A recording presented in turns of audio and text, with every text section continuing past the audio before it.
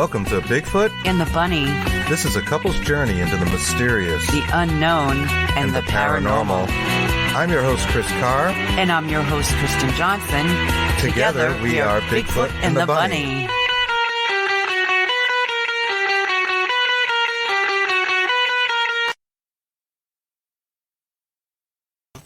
And we are live. Welcome to Bigfoot and the Bunny. Happy Saturday, folks. Happy Saturday. I'm Chris Carr. And I'm Kristen Johnson. And we're back in our somewhat haunted studio. Yeah. Seemingly.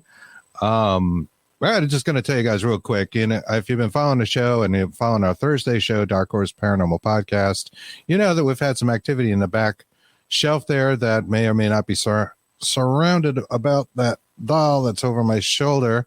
However, we've moved some of our devices up to the shelf above the doll because we noticed on our Thursday show, we had a little cat ball up there. And that cat ball for the previous 3 shows before that was sitting on the doll's lap, and it never went off during any of the shows. What we did experience was our camera kind of panning to the left and the right sporadically, which we could not debunk. The camera sits on a tripod outside of our work area. See, I can't shake it. There's nothing I can do here to make that camera move at all. Right. And that, of course, is the intent of being on the tripod. And it was moving. So it made a little video about that. Yeah, it did. It continued to. But on Thursday, the cat ball went crazy, like through the whole show. And we're trying to have like this serious conversation with our guest. Great guy, a psychic, Robert Lindsay Milne. And, there's this twinkling above our heads going on like through the whole show. And people are like, oh, that cat ball's going crazy. So yeah, we know. we kind of set that up with a K2 meter. So I put the K2 meter up next to it. What's going to happen. I mean, rest assured, there's like nothing we can do to like set those things off. If they happen, it may be a phenomena. I mean, it's data. We'll leave it at that. But there's a story. We got a video out there about why we think the doll is haunted and that kind of stuff. You guys can check out on most likely whatever page you're watching this on. We want to give a big shout out to a cause that the Paralanx Network, which is just wonderful. We love you guys. Yes, we do. Is supporting, and this is for Waverly Hills. Apparently, George, who's on the board, is being kicked off of the board that he created, and he's really the guy that made Waverly Hills, put it on the map, and makes it the paranormal mecca. I know it's on our bucket list. Absolutely. To visit, so that it can keep running and continue its thing. So we're trying to raise some money for them, their cause. You can reach out to them at www.savewaverlyhills.com.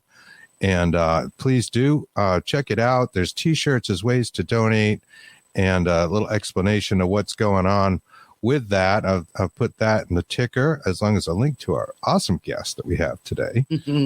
We love her. We do. We certainly do. And she's come back. We had her on in October, I believe it was, and we were talking about Omnipresent, which is a scary as fuck book. And I'm just going to leave it as that.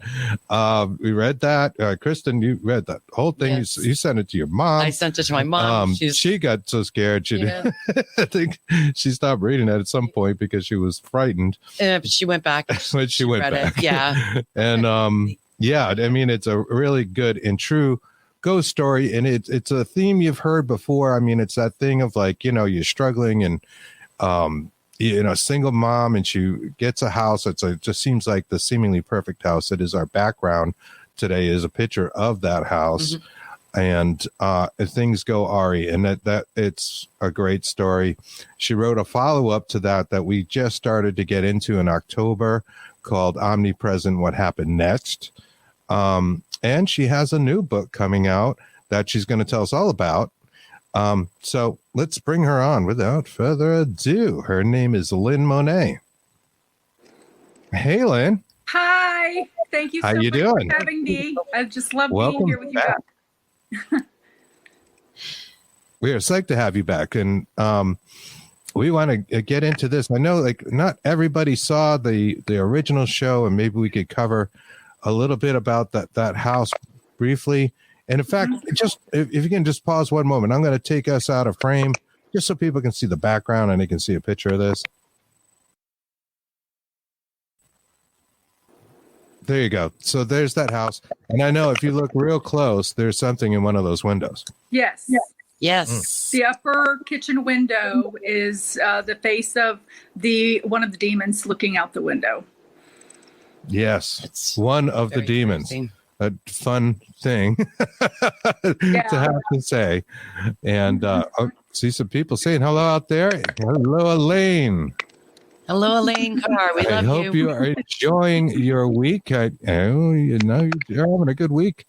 Elaine just retired, and that is awesome. Emery Young, hello, everyone. Ken Allen. Hey, Kristen. I need to go to Waverly also. Yes, we do. We should all go together. All right. I'm sorry. Already with Jack. So we Some have shout outs to our friends. But yes, the demon in the window and one hell of a haunting. Yeah. You wanted to tell us quickly just about recap the original haunting, and we'll get into what happened next, which we started, and we'll talk about the new book. Okay. I purchased the house back in 1976. I owned it for 8 months. Out of that 8 months, I slept in it twice, and it was haunted so badly that I was never, ever actually able to move into it and live in it. Being a single mother, I was recovering financially from a devastating divorce, and I was living in a single wide trailer in a mobile home park in an older mobile home, rebuilding my credit. And I had been looking for a home with my realtor for over a year. And of course, on my single mother income, there was always an issue with the house. Either it was near a stinky paper mill, or it needed lots of updates, or not in a great area. And this house, a colleague of hers had come back from taking pictures of it, and it wasn't even on the MLS yet. And she called me and told me, my partner just, came back. She's taken pictures of this house. This house is in your price range, and it is too good to be true. And of course that should have resonated with me, but I was excited to see what it was. So I met her. We did go to the house. As we went up the walkway to the beautiful double entry doors of this mostly brick exterior house, she immediately started having trouble with the key. And of course, the key and the locks on that front door is a key piece throughout the story, where one of the demons manipulated the locks and controlled that stairwell that it would run through frequently. So when we finally did end up getting into the house, I was walking up the stairs to let me just back up. It was a split level house. So you would enter in on a foyer, and you had descending stairs and ascending stairs going up. And I went ahead to go up to the upper level. And as I'm walking up there, I get my first glimpse of something. And it was a young man hanging in the stairwell over the descending stairs. There was a wrought iron railing on that upper level to prevent you from falling onto the descending stairs, and he was hanging from that. And this event was later confirmed by the next door neighbor, who had lived on the street for many, many years, even before the road was paved. He was the first house. So he remembers the family that built the house in 1976, and he remembers the young man. The parents were going through a divorce, the young man hanging himself, and the day that the mother came home and found him in there.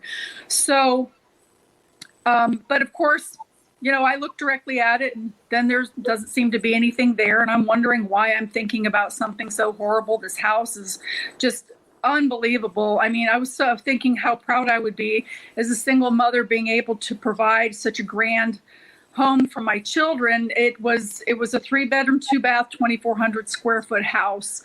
It had a breakfast nook, formal dining area, formal living room, family room. It was a nice house, fireplace, full stone wall with a fireplace.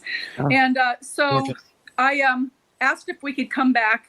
And some things did happen while we were walking through the house, but I asked if we could come back with my kids that afternoon, and she agreed. So we met there, and of course, my children were thrilled with the house, and they were running through the hallway, picking their bedrooms, and then they asked to go downstairs. And when they go downstairs, my daughter's 13 at the time, my son is 7, and she comes back up and she said to me, "Mommy, I do not like this house."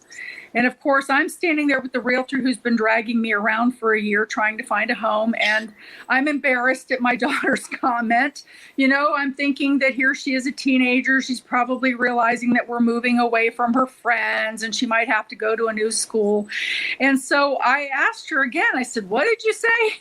Here we're living in a single wide mobile home that would fit 4 times inside of this house if you stacked it on top of each other and side by side. And I'm like, how could you not like this house? Exactly. She should be delighted. Yeah. And I mean, it was on a floor to flat lot. It's a too. beautiful house. Yeah, it was nice. It was a large yard. And so she said no. She said there's something weird about this house, and I really don't like it. Well, I should have listened. I didn't. And I went ahead and I made an offer on the house. There had also been another offer made that day, so that put the pressure on to make a good offer. And obviously, I won. So I ended up the day of the closing. I had been told prior when we were driving to the house to see it the first time that the people had the house move-in ready because they had to leave out of state for work purposes, and that they were paying 2 mortgages and they were wanting to sell that house so that they could get out from underneath the expense of, having the expense of multiple places to live. So when the closing came, they were about 2 to 2.5 hours late getting there. And when we were going through the closing, I found out that they had not moved away to another state, that they were living in the home with their in-laws or somebody's parents, and that they were still working at the same place, and they were only 20 minutes from the house. So I just assumed that there was some kind of maybe financial problems that they were having. But the main thing is that the mother, the young woman, the wife, would not look me in the face. She stared at her feet the whole time. And I would try to talk to her. I tried to lean over to get into her view. I was talking about putting in wooden flooring into the house. And she said, "Oh, well, that's what we wanted to do." So anyway, I was grateful to get the keys. We go the first night. I bring dinner along. We're going to have a floor picnic with the kids. And I'm cooking I'm browning up hamburger for tacos in the kitchen. And my daughter comes in to the doorway of the kitchen and she says, "What did you want?" And I said, "I didn't call you." And she said, "Yes, you did." She said, "You called me. I said I would be there, and you called me a second time. So what did you want?" And I said, "No, I swear I didn't call you." And she said, "Yes, you did." And then my son comes in, and he, of course, is peering in underneath her arm. And he said, "Mommy, I heard you too." So I rationalized it. Brittany's a popular name. Maybe there's some other mother out in the yard calling for her kid to come home. It's dinner time, and we'll figure out who that is. So in that very first day, the entities, there were 2 demons and the young man that had hung himself, his spirit was still in the house, had learned how to mimic my voice and who was who, that I was Mommy, that Brittany was Brittany, my son's name was Austin. So they learned quickly. So they have an intelligence. They learned quickly the names, and that I was the mommy person. So we ended up leaving that night. The kids had school the next day, so I dropped them off, went back to the house. The lights were all on in the house, and I'm kind of speeding up a little bit because we have a couple of books to talk about. And so the lights were all on in the house, and I thought maybe that somebody had been entrusted with a key. I mean, even the light was on inside of the oven. So I went across the street, introduced myself, found out that nobody had been entrusted with a key.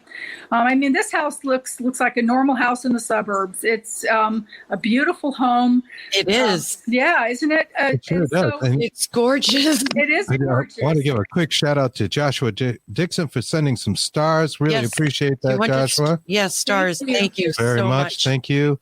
And there's a little close up of the window of the house, and I don't know if I can make it bigger, but there is something spooky going on. Yeah, there's a face, and a lot of people think that it might be the reflection of the tree, but it's not. And I'll tell you why. That tree was one of those miniature trees, and the window's on the second floor, so the tree was actually shorter than the second floor window. So it would. Yeah, it's the angle, right? Yeah, Yes. so it would not have been able to have Closer to the reflected camera. on there that way. And of course, I'm standing out at the road and the tree's closer to me. So, yeah, and also that face kind of has it. It's not a green like the tree. It's more of a bluish, greenish color if you look at it. But yeah, there he is. But anyway, so so the lights are all on in the house. I find out that that nobody has a key. I close up the house the next day. I have trouble with the lock in the front door, getting it to close, and I leave. I come back the next morning after dropping my kids off at school. I had wanted to put a fight. Oh, Go ahead. I'm Ben. sorry. No, I it's apologize. okay. Sorry. Yeah, that's going to happen, I think. Yeah, We're talking to you. No, that's Sorry. fine because I've already seen it walk through. But anyway, it's already in the room. Your little friend, by the way. Yes, there's 3 actually. Yeah, well, I've seen one when you were talking about it earlier. Yeah. It came in and walked right behind you and right behind Kristen, and then walked over towards Chris. So that's where that one ended up. Thank you. So anyway, and it looked male, by the way. That one did. Thank you.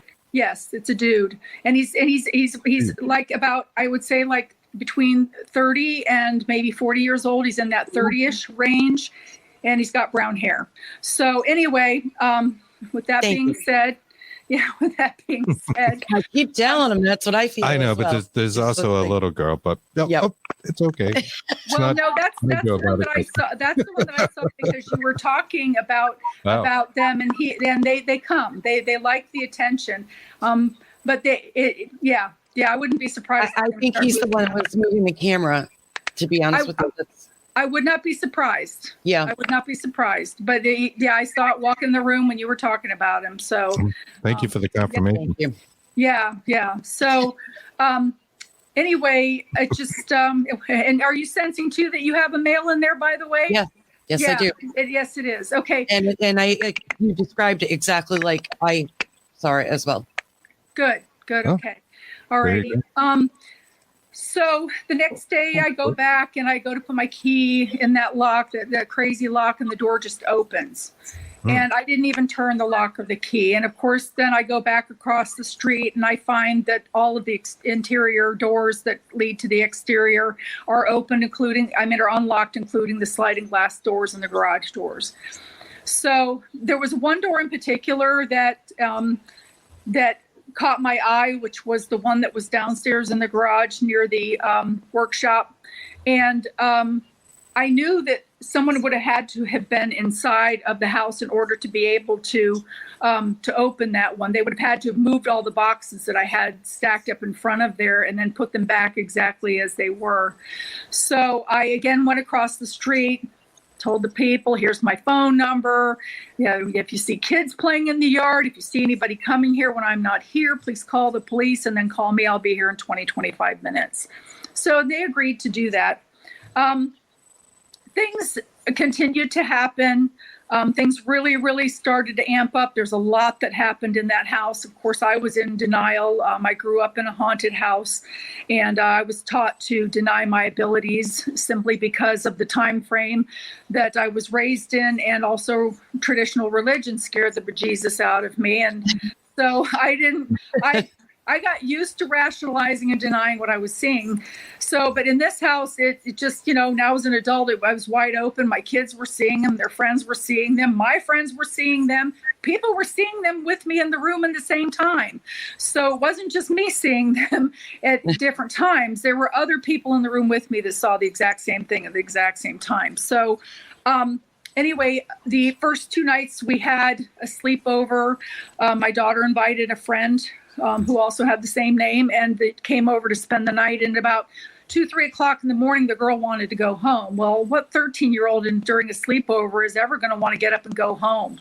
They're usually up all night giggling. And even though it was a school night, she was adamant about leaving. And I finally had to have her call her parents, hoping to comfort her, because I didn't want to drive 25 minutes in my pajamas, and they didn't either, to take her back to where she needed to be.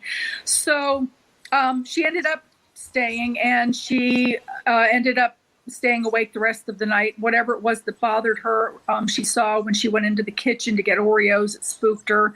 And then the second time that we came back, we brought our dog. We had a little schnauzer named Sally.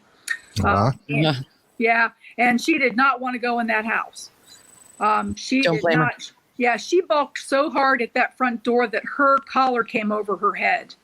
And I had to catch her, and I thought, well, maybe she'll be okay out in the front yard. Maybe she has to go to the bathroom. So I tethered her up. I had a long lead, and I put her, there was a tree or a pole or something that I had put her there to let her run around in the grass for a little bit. But when it came time to bring her into the house, I actually had to carry her into the house. And a little while later, I'm sorry, did you want to say something? Oh, no, not at all. I'm Okay. sorry, I'm cutting my throat. That's okay. So when after that happened, I was in the kitchen again, and the dog came up into the doorway, and she was just trembling, and I thought that she was cold. So I wrapped her up in towels, and she wouldn't take her eyes off me. But it turns out that an event occurred downstairs in that family room with my children and the dog in there when a demon presented, and the door was closed, and my dog almost dug a hole in the drywall around the door trying to get out. Wow. Room. It was, and that's why she was trembling when she came up. But of course, I didn't know that at the time. And so this particular night, day that we stayed, there was night I had queen size blow up mattresses, and my kids had drug them into the master bedroom. They were watching a movie together with VHS. So you know how long ago that was. And, VHS. Oh, we do recall. Hidalgo. And I love that movie. yeah. So I decided, I had pulled up the carpeting. I had so many rooms that were waiting to be finished that I wanted to be able to walk into one room and say, I'm done. It looks great. So I decided to take on the master bathroom, which was small, and I could paint the ceiling and the walls all in one setting. So it took me just a couple of hours, and I was finished, and my kids had fallen asleep. It was about 11:30, and I left the bathroom to go into the kitchen to clean up my paintbrushes, my mess. And so after I did that, I left the kitchen. As I'm leaving the kitchen, there's that wrought iron railing again so that you don't fall over the descending stairs as soon as you leave out of the kitchen, and which was also where the young man was hanging from. And I see this swiftly moving thing shooting up the stairs, across the double entry doors, and up the ascending stairs in front of me and down the hallway. And I was frozen. I was beyond peeing my pants. And I'm standing there, and I'm like, what on earth is that? And it's the first time that I saw the demon in the house, which is the one that's peering out the window, looks just like him.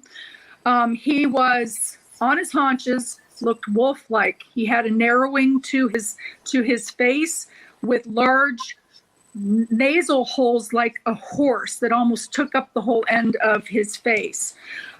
He stood about 5 foot. I'm 5'9", and when he came up, he was just a little bit shorter than me. He was a brownish, dull brown color, and the skin looked like it was just kind of like laying over bone. There were some little nubby things on the top of his head, and he was kind of hunched with long fingernails. The thing about him, too, is he had ears like a rabbit, but they were on each side of his head instead of on top. Right. And they were backwards.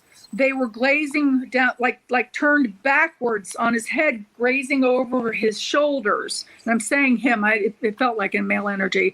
And I'm like, I'm trying to rationalize. I've been tainting with fumes. It's been a while since I've eaten anything. My blood sugar might be low. We didn't have window dressings.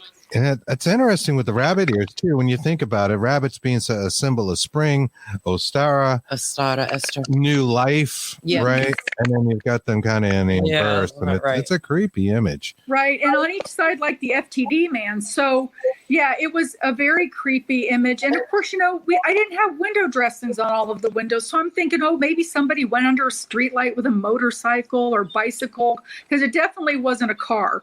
But then it didn't make sense with the way that it could come up from the ground floor and go across the double entry doors. And so I'm just frozen. Then I hear my dog Sally, she's just ferociously growling at something. And I thought, oh my God, so I got out of my funk and I went down the hallway to the master bedroom, and my dog is fixated on that master bedroom door. And I come in and she's still growling. Her hair is up on her back. She won't take her eyes off of the door. I pet her. She puts her ears back briefly and she still is not calming down. So finally I picked her up, and she was still like stiff in her body. And I took her outside thinking maybe that she needed to go to the bathroom, ended up having to carry her back into the house again. And then she ran in and nestled in between my two kids. And I, of course, then laid down and went to sleep too. Now, I'd like to say, just to back up a little bit, the night before my son took a bath, he put on his pajamas, his little shorts, Blue's Clues or Bob the Builder, whoever it was. And so I had full view of his body and his skin and his legs and everything. And the next morning when we woke up in that house, I asked my daughter, I said, how did you sleep last night? And she said, I didn't. She said, I felt like something, creepy was staring at us from the doorway all night long. And then when my son got up, he had bite marks on his legs. Right. I kid you not. I would fight God for my children. And what I'm telling you, you can believe it or not, it is the truth. He had 3 sets of bite marks on his legs, 2 on one leg, 1 on the other. They were purple. You could count the teeth. It looked like dog bite marks with the way that the teeth were. It wasn't a human bite mark, but the bite marks were smaller than, say, like my dog would have made. But they were a lot bigger than like a rat or something would make. And they were fresh. And I asked my son, to get them that purple, you would feel something biting you that would hurt like that. Exactly. And it happened while he was sleeping, and he woke up, and he's looking at them and he's touching them. And, I asked him, I see he had this little dinosaur, the Toy Story dinosaur. And I thought, well, maybe he was pressing that on his leg, but it wasn't. Yeah, but it wasn't even with us. We didn't even have that toy along. So, I was like, maybe we need an exterminator. But anyway, we ended up leaving, and I was creeped out. I felt unnerved with that, with the marks that were left on my son. And so I stayed away for a little while. I went to work. I was working a Baylor shift as a nurse. And I'd just like to say to everybody, too, that most of them, they're saying if they saw the guy hanging in the stairwell, they would have been out of there. But we didn't. When I bought the house, it was in March, and we weren't going to move in until the summer months because there was only 8 weeks of school left. So I decided to have the renovations done and then move in at the summer and have my kids meet kids in the neighborhood and start fresh in their new school at the beginning of the school year. So we were still staying at the other place, going back and forth at this point. And thank God we had somewhere else to sleep because, man, 2 nights was enough. So we left. That was the second night. I was having problem with workers coming and going in there. I had 4 workers. The first 3 left and never came back. The third one was a friend of mine's cousin, so I actually got to find out about what happened. And the 4th one was stoned all the time. So I remember that. So, he carried his own fan club. He had an argon on his back, for that matter, and they liked him. He was part of the crowd, so they didn't bother him. He had his own, like I said, his own minions with him, and he did good work. And as long as he didn't do it around my children, I was okay with that. And so when the first worker and the second worker had, excuses that sounded reasonable for not coming back. One of them left his DeWalt tools and never came back for them and never came back to be paid. The third one was my friend's cousin. And we were in the house together that day working. He was putting the wooden flooring down in my son's bedroom, and I was in the hallway just outside of the bedroom door painting the walls. And I turn, and out of my peripheral vision, I see as clear as I'm looking at you two, this young man walking up the stairs to the main level. He had on blue jeans. He had on a white Oxford shirt. He had on like loafer shoes, hair parted down the middle, brownish colored hair. kind of a ruddy complexion or type thing. And he was kind of somber. And I turned to him and I said, "Did you knock?" I mean, I thought that it was some person, disoriented person that had walked in the house, or maybe he knocked and I didn't hear him knock, So I'm like, "Did you knock?" And of course, Bobby, who's putting the stuff, the flooring into my son's room, says, no, I might have bumped something or dropped something. He thought I was talking to him. So when I look directly at the stairs, of course, I see things better out of my peripheral vision and at a distance. There goes your friend again, by the way. Thank you. Yeah. So anyway, I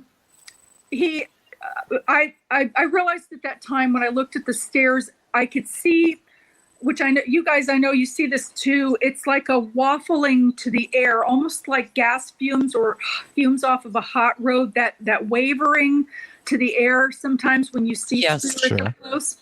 So I could see that. So I knew at that point in time, I'm like, oh, okay, the house is haunted. This guy is in here. I need to maybe, have a blessing done on the house. So I left and I get a call. I'm in the car line picking up my kids. I get a call from Bobby and he says, I have to leave. I have to leave right now. There's something weird about this house that I've never experienced in my life. And the line dropped. And so it took me about an hour or so to get back a hold of him. And I guess he had time to get away from the house. And I said to him, are you, is everything okay? What happened? I really need you to be there to finish getting that flooring in, because I had plans to have furniture being brought in, some new bedroom furniture and things that I had purchased for my kids' rooms. And he said, well, I just would rather be there when you're going to be there. And I said, well, I'm not coming back until Monday. I mean, it was a Friday. We were butt up against the weekend. I worked a Baylor shift as a nurse all weekend. And I wasn't coming back till actually Tuesday of that week. And so anyway, he ended up not coming back to finish the work either.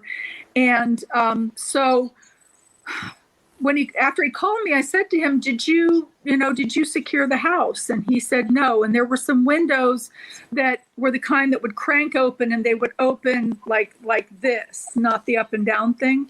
So there were areas that were opened with no screens that he had opened to let the air in. And there was an air conditioner in there too, to kind of dry out something. So I needed to go back to the house and remove the air conditioner and close the windows and lock up the house. And I didn't feel comfortable after seeing that young man coming up the stairs going by myself. So I asked my next door neighbor, Ellen, to go with me. And she agreed to go. And as we're driving down the road, I'm telling her, what I'd seen earlier that day. I said, do you believe in ghosts? And she says, oh, yeah, I believe in ghosts. And I said, well, I think there's one in this house. I said, so I appreciate you going with me. If you don't want to go in the house, I understand. I'll get the neighbor's husband across the street to come in with me and pull in the air conditioner. But I really appreciate you going with me. I didn't really want to go by myself in the dark. So we get to the house, and she said, oh, no, I don't have a problem going in with you. We get to the house, and I have problems now with the lock where I can't get my key out. I almost broke the key in the lock. And Ellen is standing now in the foyer on the landing, and she says to me, she says, oh, you're not going to leave me here and let the boogeyman get me, are you? Well, they targeted her. She mocked them. They targeted her, Mm-hmm. So we went in, we went inside and pulled the air conditioner in. I kind of wanted to show her around a little bit too. My daughter wanted a wild horse theme in her room, and I had gotten these beautiful Morgan head horses, hand-carved horses to put a balance over her window. And so I took Ellen in the kitchen to show her those because they were on the counter, and we're standing in the kitchen together, and I can hear this sound of this. It sounds like a didgeridoo, but it has a static sound to it. So like a wah-wah kind of electrical sounding sound. And I could hear this. And there was this gray fog wall that was accumulating behind us that was moving. It was from ceiling to floor, and it was coming in closer. And I didn't say anything about the sound. And Ellen's holding one of those horse heads in each hand. So her hands are tied up with something. And she said to me, "What's that sound?" And I said, "Can you hear that?" And she's like, "Yeah." I said, "Well, remember I told you about the house being haunted, and I just want to show you these, and we're going to leave real quick." And she started screaming. She said, "What is it? What is it? A spider bite?" She said she dropped the horses' heads down. She said that there was something burning badly on her back. She thought she'd been bitten by something. And I lifted up her back and lifted up her shirt, and on her back, right between her shoulder blades and underneath her bra strap, there was a 4-inch claw mark. And it was a single claw mark that looked like a cat scratch, and it was fresh. Being a nurse, you know that a wound, when it starts to welt and bead blood like that it's a fresh response. Because even if you pick a scab off, it doesn't get welting thing again. And just to pause on that, just real quick. So she has a bra strap across it. So here's this fresh scratch, right? But the bra strap is completely intact, and 4 inches. It's going to be wider than a bra strap. So the bra strap has no issues, but there it is. This fresh scratch. Right. You can recognize this as fresh. Yes, just want to clarify that. Yep, absolutely. And it was actually the way that the bra strap was situated. The claw mark was about maybe 2.5 to 3 inches above it, and then kind of got lost behind it a little bit, if that makes sense. So I'm like, "Ellen, you got a scratch mark on your back. Did you bump into something?" I mean, there was still no furniture in the house. There was nothing to get hurt on. I thought maybe she scratched herself on the corner of the car door getting out or something, but it was a fresh wound. And she said no, and she started screaming again. And she said to me, "It got me again. It got me again." And this time now she had a claw mark on her belly, below her belly button off to the side. This one was about a 2.5-inch claw mark. And the thing is while we were standing in the kitchen, and right before this happened, I could feel this bristly animal weasel-like thing running in and out of my legs, like in an 8, like making an 8 back, in between the legs and going inward before she had gotten clawed. And but I was, more focused on her screaming. So I started to call out for every name that you can call God. Jesus, Jehovah. I called on Mother Mary. I called on Archangel Michael. I called on everybody, and to protect us in that moment. And the wall, the basement smelling smoggy wall started to move out of the room, but yet it hovered in the doorways. It didn't completely leave. So I told Ellen to go to the car, and she did, and I would lock up and come out, behind her. But of course, I didn't spend much time doing anything but locking the knob lock, because I figured at this point, if anybody wanted to break in, that house could take care of themselves. They can have that. So they're going to get more than they bargained for. Right. So again, in that moment, I realized what a serious problem that I had, and I no longer took my children back there. I started, when I got home, I was on my computer, and I was calling my sister, telling her about what happened. And I didn't realize that my daughter Brittany overheard me on the phone. And when I got off of the phone, she came up out of her bedroom, and she said that she then also knew about the things in the house. And we actually sat down, each of us with a piece of paper, and I had her draw what she saw, and I drew what I saw, and they were almost identical to detail of all what right, was being seen. let me stop you there, because this demon, let's call it what it is, right? And that's not a term we use lightly. We don't even like the D word, because it's so overused, right, in the paranormal. But there are entities out there that historically, not just, in modern TV show times, have been described. Yours has body parts of an animal. And I just want to bring up, I'll bring up one of the Goetic demons here, if you don't mind. Demons of the Goetia. And we're going back, in time here. And you see Baal there, right? And he's got the head of a frog. He's got legs like a spider. He's got a cat head. This is not unusual to have this blending of body parts in the descriptions of when people actually see demons. So, and what did everybody draw? Well, we drew of the wolf one, but the second demon appearance actually, I had an incident in the house with the second demon when I was there alone. And this demon, that same fog wall started to come in on me in the kitchen, and that same didgeridoo sound. And that was the first time, that I had actually, actually that was the second time, because I had heard it once before, and then with the house with Ellen, and then it happened again. But this being that it reminded me of those bluish gray monkeys, those greenish gray monkeys on the Wizard of Oz. This is the one that freaks me out the most. Yeah, and he had very, very long, skinny, gangly legs, and when he would step into the portal of the of that wall thing that was coming in, he was like a portal. Yes, exactly. He would crouch down and he would rock, and his knees literally came up to his shoulders, and he had bumpy things on his head. And when I ran across him, I was alone in the kitchen, and he was looking right past me over my shoulder, and I could feel that the second demon was behind me.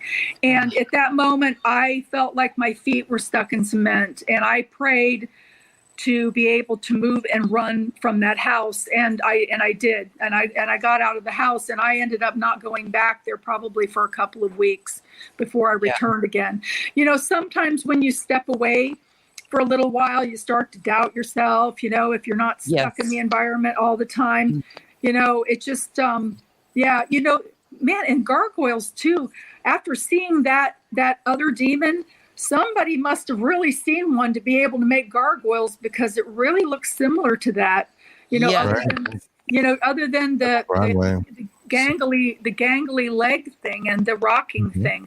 But, so anyway, there were the two demons and a young man in the house. I started contacting paranormal groups. I started calling churches. I went through everybody in the yellow pages. I called every church that there was. 80% of them referred me to the Catholics, even though their slogan was, what would Jesus do? And we're superior. Right. I thought that anybody would want to step up and take the challenge, since, some people are claiming to, there's some seniority over other religions. But there were about 15% of them that basically told me that if I was attending their church, that I wouldn't be having that problem. And then there was the other 5%, that because I told them I was a single mother, they assumed that I was promiscuous and that I was drawing the demons in because of my adulterous behavior. Yeah, so there's some lack of faith or morality. Joshua Dixon pointed out there, and I think you do get to this. I feel the guy who committed suicide, that had hung himself in that foyer when you opened the door, was tortured by these evil beings, and he was a victim. Yeah. Mm-hmm. Yeah. It was in all of the people that I had coming to the house. I had Georgia Paranormal come, that was led by Andrew Calder, who has since passed away. I had a Presbyterian minister in the room at the same time. During that clearing, I was attacked physically. I had the hot cutting lashes that Ellen experienced in the kitchen, only on my forearm. I mean, it was hot, like a skewer. I felt like I was cut to the bone, and I covered it with my hand. I was afraid to move my hand. I thought blood was going to come gushing out everywhere. And the priest saw it, and he came over and he put the cross over my hand, and the burning sensation stopped immediately. So it was definitely attack. And of course, the nausea that they try to hit you with, that is so overwhelming that you cannot breathe. It can be that bad, that feeling of it.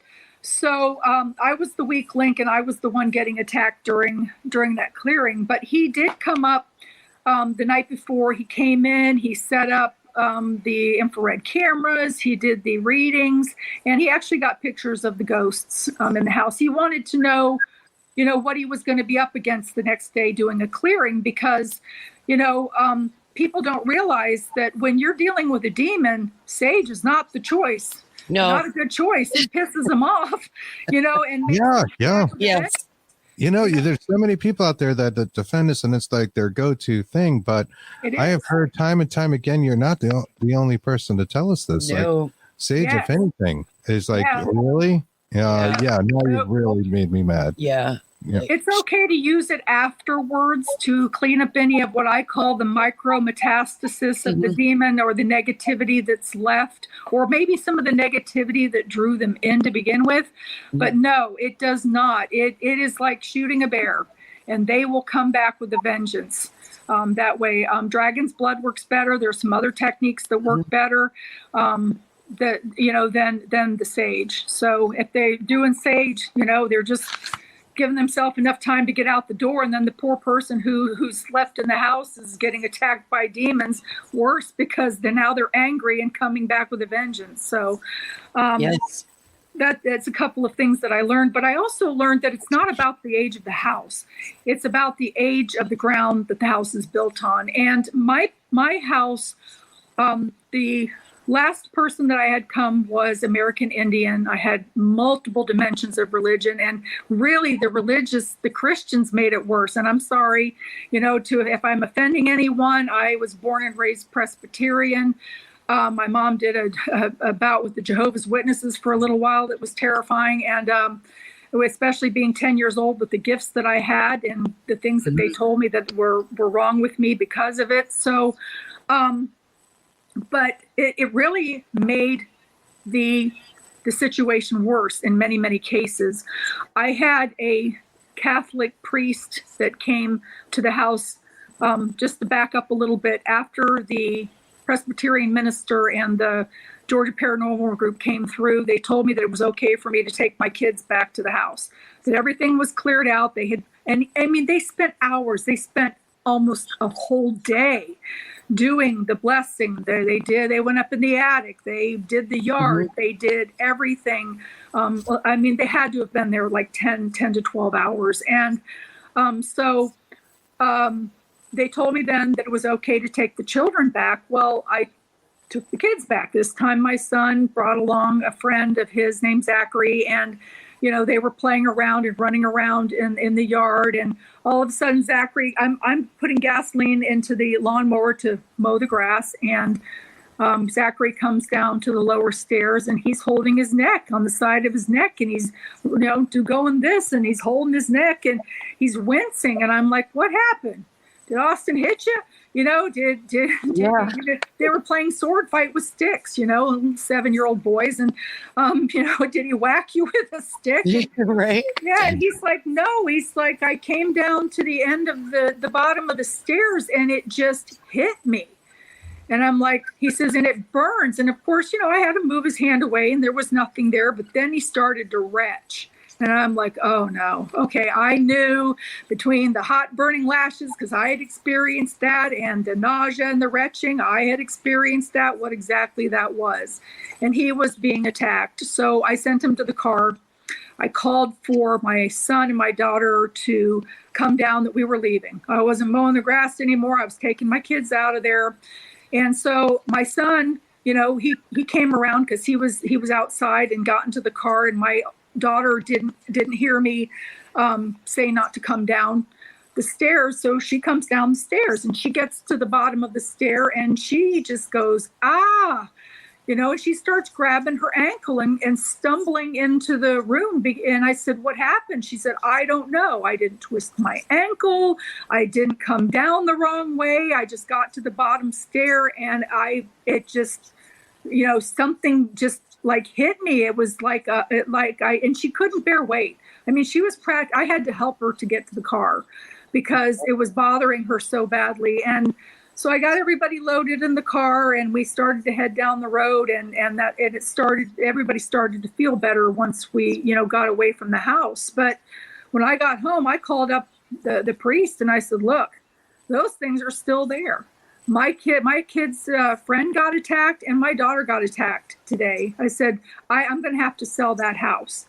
And of course, he's like, well, no, don't sell that house. That house is yours. You need to stand your ground in the name of Jesus Christ and tell those things to leave. And I'm like, what kind of a mother would I be if I'm sleeping and my children come into my room in the middle of the night because they're scared that something's under their bed or in their closet?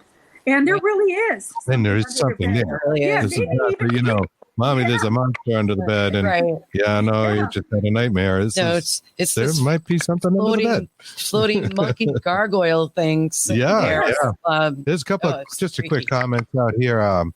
And this is relevant, I know, to where we're going. Mm-hmm. Joshua says, hey, man, same with my property. I'm on ancient Indian burial grounds or ancient Indian grounds. My house is 27 years old, but it's haunted. Yeah. And the point there is, I showed your house and it's our background. And it's not like this, every haunted house has to be this old Victorian manor, with the hundreds of years of history. Built in 1740 or something. It can exactly. be next door in your suburban neighborhood. Really. A brand new house can be haunted if it's built in the wrong place. And that's what people need to understand. And a lot of these horrible things that occur that people assume create the hauntings, like the young man in my case hanging himself, I believe that the demons were there before he was, and they were the ones that egged on the demise of this young man. Also, with the third person, I was going to mention about the priest, but I'm going to skip up to the final person that I had come through, which was the Native American lady. When they pulled up, she brought a friend with her, a male friend with her, and when they pulled up into the driveway, she got out of the car and she looked at me and she said, if your house had been built over 3 feet over from where it is, it wouldn't be haunted. And I asked her about, I'm like, well, what do you mean? And she started talking about ley lines and mentioning that the house catty corner across the street, as well as the house behind it, were also haunted. And I said to, I started to think about that. And I mean, I had owned the house about 7 months at that point. And I remember wondering why the house catty corner, which was a rental, they had 3 families move in and out of there, 2 or 3 families move in and out. Yeah, in that short period of time. And I'm like, well, no wonder, at least they're renting and they can leave. And the house behind them was unoccupied. And you could tell it was a little edgy and creepy. But so she started to explain about ley lines, and which people that aren't familiar with ley lines are kind of like latitudinal and longitudinal lines that are energetic lines that are covering the whole earth. And a lot of times when people speak of ley lines, they're not only followed and traveled by alien activity, but also many very, very special pyramids and different things. Stonehenge are built along those lines because they're energetic lines. So, and also we are, for anybody, we're electric. There's a synapse or there's a part in our heart that when the heart beats under a microscope, it actually flashes light. So we are in fact electric. So all of this energy thing does affect us. And so with that being said, make sure that you're building your house in a good place, because you may end up with unwanted guests in your house that you get out. Not always the easiest thing to do. The realtor doesn't show you the ley line maps. And, that's true. Right. Sandy Griffith asked if you still live in the house. I think you mentioned at the front of the show you spent exactly 2 nights in this house. Yes. 2 nights. I owned it for 8 months, trying to get the renovations done so that I could sell it. Moving ahead to that. Oh, I just wanted to mention this part too about the priest, because it is important. After I had the paranormal group come up and the Presbyterian minister in there, and had that attack, my children were attacked again. Of course, my kids never went back after that point. But he asked me to contact this Catholic priest that he had connected me up with, just in case I needed some additional follow-up. And so I went and I picked up the Catholic priest, and was kind of telling him a little bit about what was going on as we were driving down the road. And this poor man, he was trembling so much in that lower part of that room, and I could see the spirits going up out of the ceiling of the lower room around him, and he was trembling so bad that it actually made it worse, because they feed on the negative emotions. That's where they get their fix. And when people are frightened or they're sad or they're depressed, they feed on that, and that energy gives them the ability to do more physical acts. So, Right. Stay neutral if you think there's one in the room. They can't read your mind. That's one thing that's good, but they go by your actions. You can start humming Amazing Grace if they're bothering you. You could, this is funny. If you want to see them hightail it out of the room and they are some form of demonic activity, tell them to come on. You're going to have a class on love. Come on in. Let me teach you about love. Talk about shrivel and run. They definitely don't want it to Shrinkage. because they don't have the ability to have that emotion. It's like a stink in the room. So, Right. It's almost funny. I mean, I'm not trying to mock or anything, but But it's funny. yeah, but they'll take off. But it just, and people, emotion is so important on many levels, even when I get into the part later on about colors of heaven and how your emotions are so important to keep intact.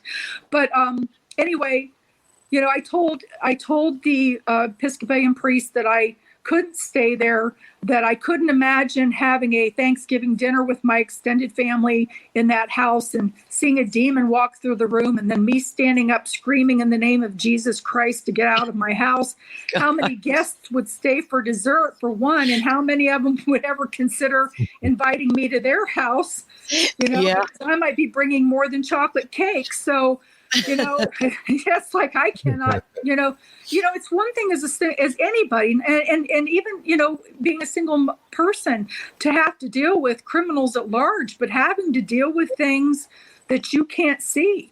Your kids come to you for help and your covers are getting pulled off. You know what I'm saying? You can't call anybody to help you with this sort of thing. And when you talk about it to people, you have to make sure that you're talking to people first that know you so that they know that you're not crazy.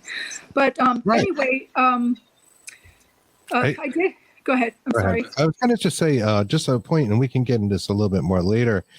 You mentioned that you had a haunted chapter, and I'm just going to throw this out there. I swear we have noticed, because we did have the pleasure of talking to a lot of people with Yes. paranormal experiences. Very fortunate. And it is a common factor. And I mean, it is something like 95%. I don't know what the exact percentage is, of course, but, Yeah. we both did too as well. We have the psychic inclinations, and like you were able to identify things walking behind us and, that kind of thing. I think it all plays a role. Maybe we'll get into that a little bit more when we get into the other books. And because I know we got a lot more to talk about. Yes. Yeah, we do. Just to kind of move forward on this, I did end up selling the house. There were some issues, and I just want to let everybody know that I did try to tell the people that I sold it to about the house, but they didn't want to hear it. I will say this. I did get the house finished as far as the renovations. I did put it up for sale by owner. I had originally made an appointment with the first set of people that wanted to come out and look at the house, and I made the mistake of making that appointment in the house where the souls in there could hear me. So the next day when my mother and I went back, we went back about an hour earlier than the people were supposed to arrive. It was a young couple with 3 kids. She had grown up in the neighborhood in a house similar to that one and really wanted to raise her kids in a house similar to what she had grown up in. And so my mom and I, we went back to stage play, to put some towels in there and a plant so that it didn't look so empty. And when we got there, we were walking up the sidewalk to the double entry doors. And my mom says to me, she said, "Lynn, did you tint the windows?" And I'm like, "No, I didn't tint the windows." I'm looking upstairs and there were vertical blinds hanging in there, but you couldn't even see the division. So I thought maybe I had left them open. But then when I looked down to the lower level windows, they were covered in flies. Now, the lower windows were only halfway covered in flies, but then when I looked back up to the upper windows, it was almost like it was 3D, the way that they were moving in waves. There were so many flies. They were That's all crazy. over there. So I said, my mom's like, oh my God, I said, Mom, that's flies. So when we went into the house, we expected to be swarmed by the flies. But when we went in, the flies were swarming the windows because they were trying to get out too. So they had been in there so long, and these were big, mature flies. There were no maggots. There were no evidence of hatchlings. The toilet was flushed. There was no trash, no food, no cleaners. Nothing was left in that house, and we had just cleaned it. It was spotless the day before when we left. There was nothing, no odor, nothing that would draw those flies into there like that. And there was a window in the breakfast nook area that was 3 windows side by side, and they were painted shut. So they were broken with the handles, and there were flies in between the panes and the screens of those windows, and the screens were in good condition. There were no tears, there were no holes, no dents.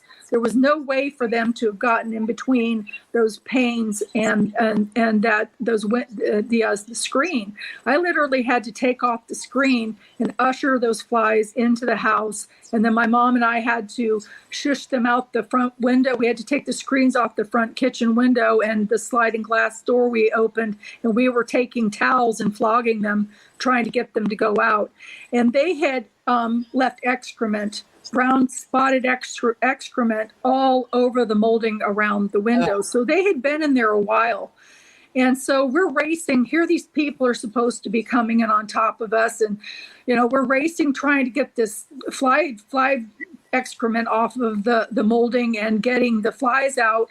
And I realized that it was about 15 or 20 after the time that the people were supposed to be there. I was thankful that they were running late. And then I looked at my phone and realized that they had called and left a message that they weren't coming, which I was then at that point very relieved. So when I got into the car, I called them back and I scheduled for the next day for them to come at the same time the next day, this time in my car, not in the house.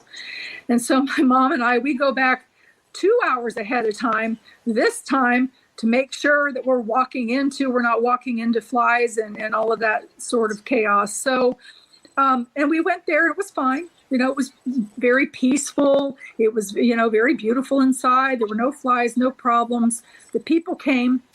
They had 3 kids. Their 2 youngest children were with them. The 3rd older son was not.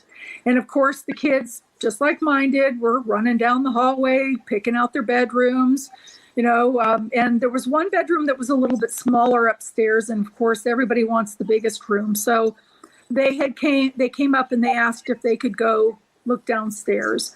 And of course, they were given permission. Within 5 minutes, those kids were back upstairs. They had big eyes like a deer in headlights.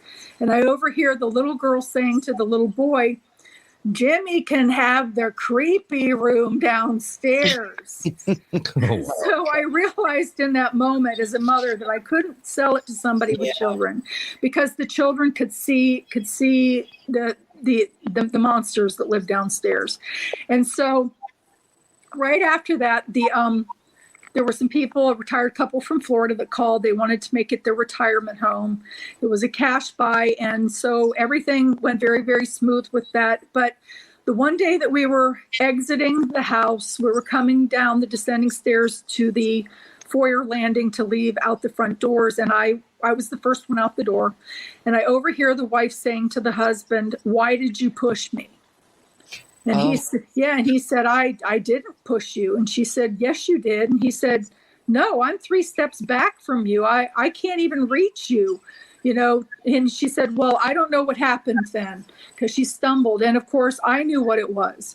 I knew that it was what had been told to me was called a hell dog, or hellhound. And and that he was running, he was controlling the locks and the stairs. But, and that's who had shoved her. I knew that's who had shoved her. So when they came out the door, my conscience got the best of me. And I said to them, I said, "Do you believe in ghosts?" And they said, "No. We are Baptist. We don't entertain that sort of thing. We don't discuss that sort of thing. We are protected." And I'm like, okay, I was very willing to tell them the truth. I didn't want to have done to them what was done to me, even though I understood why.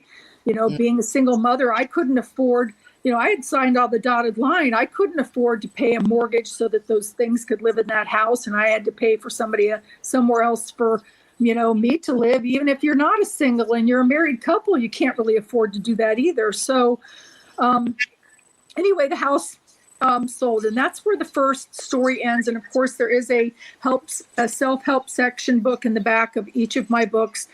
This particular one, it tells how to take photos to determine what type of infestation you have if you feel you have one.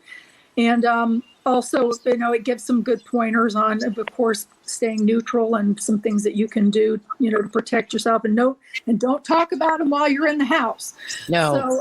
So, Also, I want to just real quick, you start your book with a prayer as well.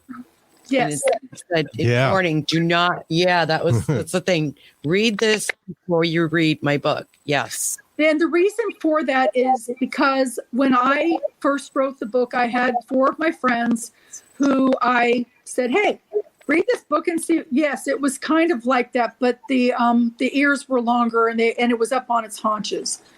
That's what you said. Yeah, Bunny. Thanks. Yeah. You're welcome. Yeah, it was up on its haunches, and it had a squirrel-like tail. So it had a bushy tail, and it did have a squirrel-like tail as well.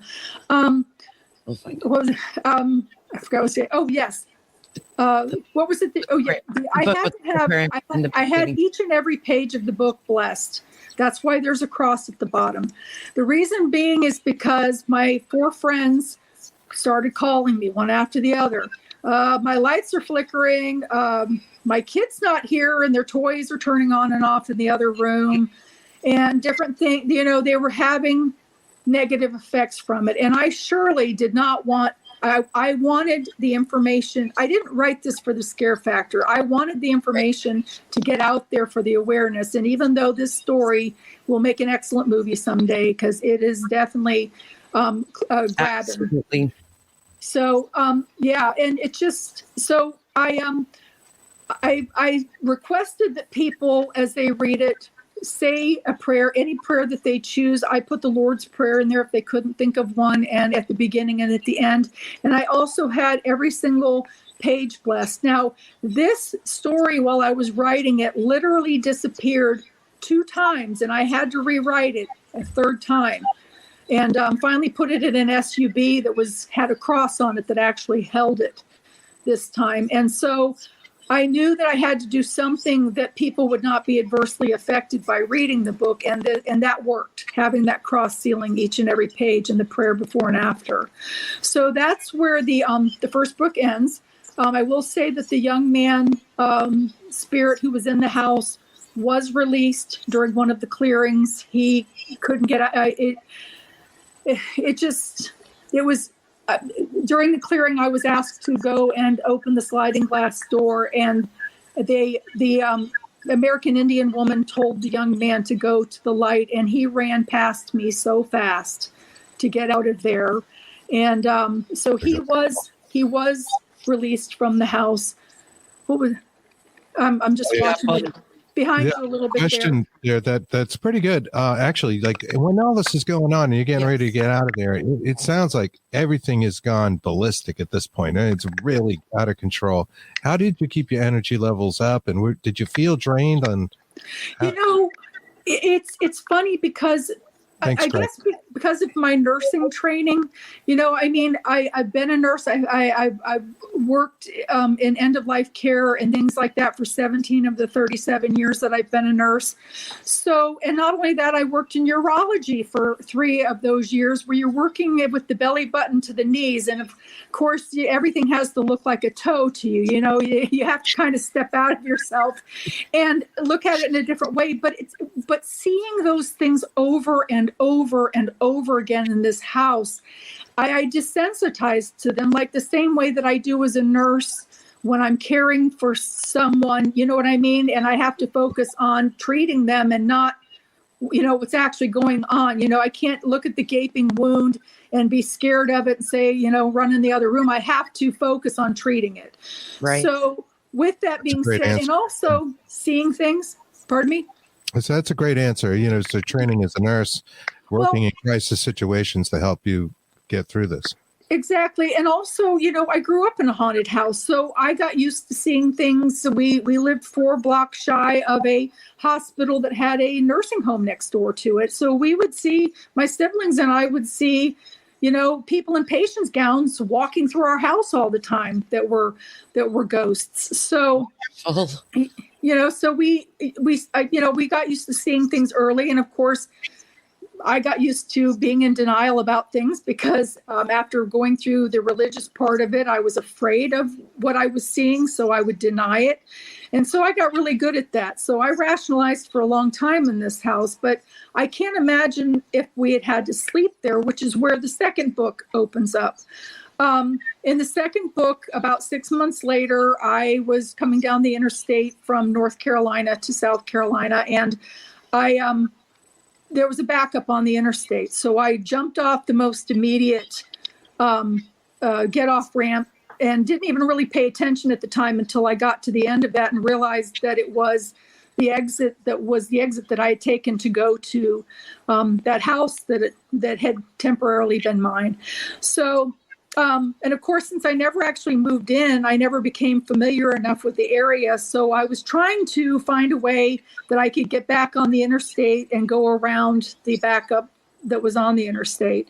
And it just so happened that my venturing through the neighborhoods took me to the street that actually crossed. It didn't cross. It went down the road and you could turn off of it onto the street. So you could actually see the house from the street that I was going on because it was the second house in on the left.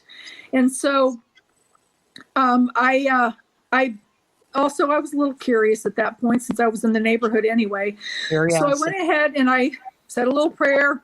You know, I went turned down the street, and as I'm driving down the street, I catch out of my peripheral vision that there's a sign in the yard. And I'm wondering, you know, then my curiosity really comes up because of where it was placed. It could have been in the yard of my old house, or it could have been in the neighbor's yard. And I was curious to know what kind of sign that it was. So I went to the next street, pulled in, turned around, again, said a little prayer, please. You know, I wanted to be as inconspicuous as possible. So I turned my radio off. You know, I'm trying to be very sneaky and quiet going down the road. I turned down the road and it turns out that it's a for sale by owner sign. Imagine that. And 6 months later, and I'm like, you know, my heart in that moment. Yeah. I'm just going to pause you just for one moment. So our listeners know, and this also becomes an audio podcast. Mm-hmm. This is the second book. The first book is called Omnipresent. Yes. The second book is called Omnipresent, What Happened Next. Mm-hmm. Right. We'll get into your third book, but I want everybody to know, and the best place to get those books, I want to keep this out here, is linmonet.com, www.LYNNMONET.com, linmonet.com. And you even have autograph books, is that right? Pardon me? You even have autograph books on your website? Yes, I do. And I'd like to add to, I'm sorry. Go right ahead. If I may, the cover of the first book is a picture of a white door with kind of creepy hands coming through. And that was an actual event that happened in the house while my son at 7 years old was sitting on the master bathroom toilet. And that is what he saw coming in at him. And he actually helped me design the cover of that book because I wanted it to be exact as what he saw. I wrote the book in such a way that if ever I had to sit on a lie detector test, I would pass it with no problem because everything is stated, nothing is embellished. Everything is stated exactly as it happened. But my son is now 23 years old, and to this day, he suffered post-traumatic stress from being in that house to the point that he will not sleep without a light on in his bedroom. And so, you know, that's how it adversely affected him even to this day. So I can't imagine how awful it would have been to have slept more than those 2 nights there than what we did. So anyway, yeah. The That's second, great. Let me bring that up so people can see it. Yep. There it is. and you can see those kind of skeletal, long-fingered, like hands just coming through the door. Yep. Yeah. And, horrifying. yeah, it is. I mean, I know. A good thing he was sitting on the toilet, So, I mean, but you're kind of trapped too. Yeah, like, it's just you can't really where do you go? yeah, exactly. And and there's a story behind that too. That my daughter actually was going into her bedroom and saw the demon coming, trying to head into the bathroom where my son was, and she grabbed a mirror. And for some reason, something just told her to grab a mirror, and she started running through the room with it, and it left. Wow. So, anyway, there's a lot of things, other things that happened in that house. Like I said, I was never able to move into it. Got multiple witnesses that saw things. It was unbelievable, but I'm thankful that the young man was released in the process of all of it. So when 6 months later, it's for sale. Pardon me? 6 months later, after you have sold it, you've warned the owners, turned some people away because they had children. You go buy the house as a for sale sign on it. Yes. And my heart absolutely sunk. I had hoped that all of the things that I had tried to do to the house maybe had a delayed reaction and was effective for these people. I really hoped and prayed that their religious beliefs really did protect them as much, and maybe they had something going on more than I did, that with their beliefs that they would be able to be successful in living in that house. Maybe they weren't as sensitive as I was. So I had really hoped that they would be able to have that be their dream home for their retirement, because this was their last stop, according to what they said. And I really don't have proof for sure that the reason why they were selling it was because that it was haunted, but they bought the house to be their retirement home. They paid cash for that house. They were planning on staying there for a very long time. That was their last stop. So, that's why I feel strongly that it was. And when I turned down the road to go past their street, I noticed that the neighbors across the street still had this. They had put this huge Archangel Michael statue facing the house when I lived in there after I had told them that it was haunted. And that was still there. So I went to the end of the dead end street and had to turn around and come past the second time. And as I'm coming up the road and I get in front of the house, my radio on my car turns itself on and it blares. And I can't get it to change channels. I can't. Oh, you're there. Yes, I can't get it to do anything. And of course, everybody's going to be looking out their windows to see who the person is blaring. I left skid marks getting off that street. I did. I got off that street so fast, and lo and behold, as soon as I turned off, the radio shut itself off. So to me, that was like a calling card at that point, that the monsters in the house knew that I was there, and they wanted me to know that they knew I was there. And so I never ever wanted to go back, but I wanted to. I'm just going to stop you for one more second. There's a little bit of noise in it. I know it's part of it's keeping maybe your phone, whatever you're using, steady. I do keep hearing things that sound like voices in there, but if you could keep it steady or set it against something, that'd be good. Okay, I'm hearing some clicks, and it's going to be an audio recording, but it's odd because I'm hearing some also like whispers in there. Yeah, that's why you're doing this, which is not too unusual on this show, but especially with talking to you, hearing a couple of things. So I would try. We can just keep that as steady as possible. If there are voices, we'll hear them a little bit more clearly. I will. I'm sorry. Thank you. No worries. That's fine. Take your time. I will let you know there's no hard stop at 6. If you don't want you to feel like you got to rush, we can go a little after. We'll get through this. We want to hear about all of the books. Okay. And forgive me, my computer camera is not working, so I've been having to use my phone. But Santa Claus is bringing me a new computer, so I have to wait until that. So, he's a nice guy. Yeah, he is a good guy. Curiosity. I started to realize after that happened with the radio, with my car, I I had to know, I couldn't live there. The people that lived there before me obviously moved out for the same reason. I mean, I found out from the neighbors that they had moved out 6 months before they sold it to me. And that house sat empty for 6 months. So, and now here these people are that are very, very religious, and they can't stay there either. So I decided to try to find the people that sold me the house. And I went through the court records and the county records, and found a couple of people with the same last name, and, went with the name according to what I had on the some of the paperwork that I had from the closing of the house. And so I sent out some snail mail, and I did, in fact, finally get a response from one of the letters. And the man who had sold me the house called me, and he said, "Hello there, what can I do for you?" And I told him, I said, "When you were living in the house, did anything peculiar happen?" And he's like, "Well, what do you mean by peculiar?" And I said, "Well, the house is haunted." And he came out and he said, "Haunted?" And I said, "Yes." And I started to tell him some of the things that had happened. I told him that I didn't own the house anymore. There weren't going to be any legal things taken against him for it. And so he said to me, he says, "Well, I think that you really need to talk to my wife." So I had asked, to have her call me, and a couple of days passed. Actually, it was about a week and a half passed. And finally, I didn't think she was going to call me. And I get this call from her, and she's crying on the phone. "I am so sorry that we sold you that house." She told me that they were 2.5 hours late to the closing because they were fighting. When she found out that I had children, she didn't want to sell the house to me. And they ended up doing that anyway. And you just had something walk across the front of you. But anyway, I'm watching this happen here. So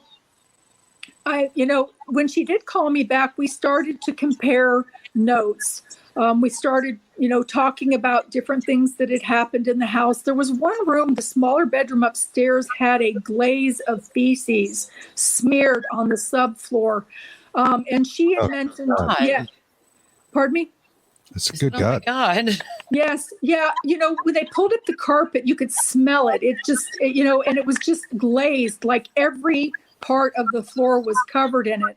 So it turns out that the house had been bank owned when they bought it. It didn't have flooring in it, like flooring covering. And she had an uncle that had a carpet place that gave them some like off-white colored carpeting to put in the house. And she said that there was dried feces on the floor in that bedroom that she had tried to clean up, like chunks of it, trying to clean it up. She felt that whoever had lived there before must have had puppies or some kind of an animal in that room that was going the hellhound. Yeah, you never know.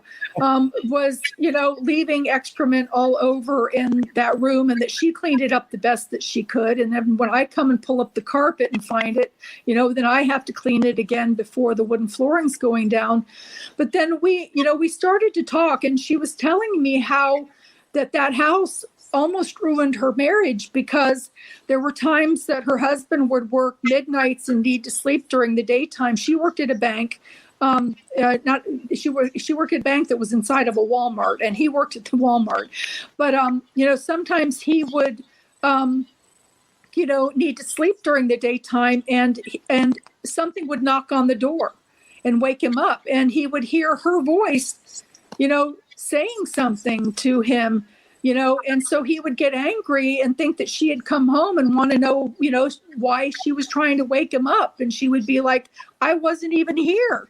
That didn't happen." And so different things happened, but they had a daughter that was 4 and a little boy that was 6. And the little girl, of course, was talking about the things downstairs. And at first they thought, at 4 years old, that, might just be an imaginary friend or something like that. But the things that she was describing were creepy sounding. So, and also, she started showing up with bruises that were unexplainable and claw marks and things like that. And one day the mom asked her, she said, what happened? Where did you get, the bruise from? And the little girl came out and she said, the monsters downstairs don't like me. And said that the monster downstairs had done it. And within that same period of time, the son had gone to school and the teacher had the children draw and color, a picture of their house and their family. And he had drawn a house and he put his family, in there, but then off to the side, he drew these 3 creepy looking beings. And when, the family asked when he brought it home, who are these? He says, those are the monsters that live downstairs. Jeez. He even told the teacher that, those are the monsters that live downstairs in my house. So, these children were seeing these things and they were being attacked by these things. And as things went on, they actually ended up moving back in with their parents or whoever it was that they were living with when the closing happened. They ended up trying to get groups of people to come through there and do clearings. And they even, in the last 6 months, they actually held church services in the house, hoping to deter and get the things out. And they had actually moved back in at one point. And within a couple of days, the water was turning itself on and off. The lights were turning themselves on and off. Just crazy things were happening. And the second time that they moved back in, they also had a dog. And the dog didn't like going into the house either. And at one point, the husband had opened the door to go out, and the dog darted out of the house and ran down the street into traffic and was hit by a car. They ended up losing their dog, but they ended up moving. But it just, that house, a lot of times, people were like, well, it's something with you, and it's like, no, it's not me. Where I go back to live, it's fine there. It's this house that there's something wrong with, and those people couldn't stay there, either. All right, Joshua Dixon commented there that it needs to be burned down or move it a few ley lines over, and the county approves, but who could afford to move it even a little bit? Right, and I agree with you. I would have loved to have burnt that house down to the ground, but again, I couldn't afford to pay a mortgage on a piece of property that I couldn't live in. So, I just, and in the state of North and South Carolina, you have to disclose whether a death has occurred, but you don't necessarily have to, mention whether a house is haunted or not. So, and in this case, it had gone through so many changes of people that they couldn't even tell me how old the roof was, let alone whether somebody had died in there or not. Wow.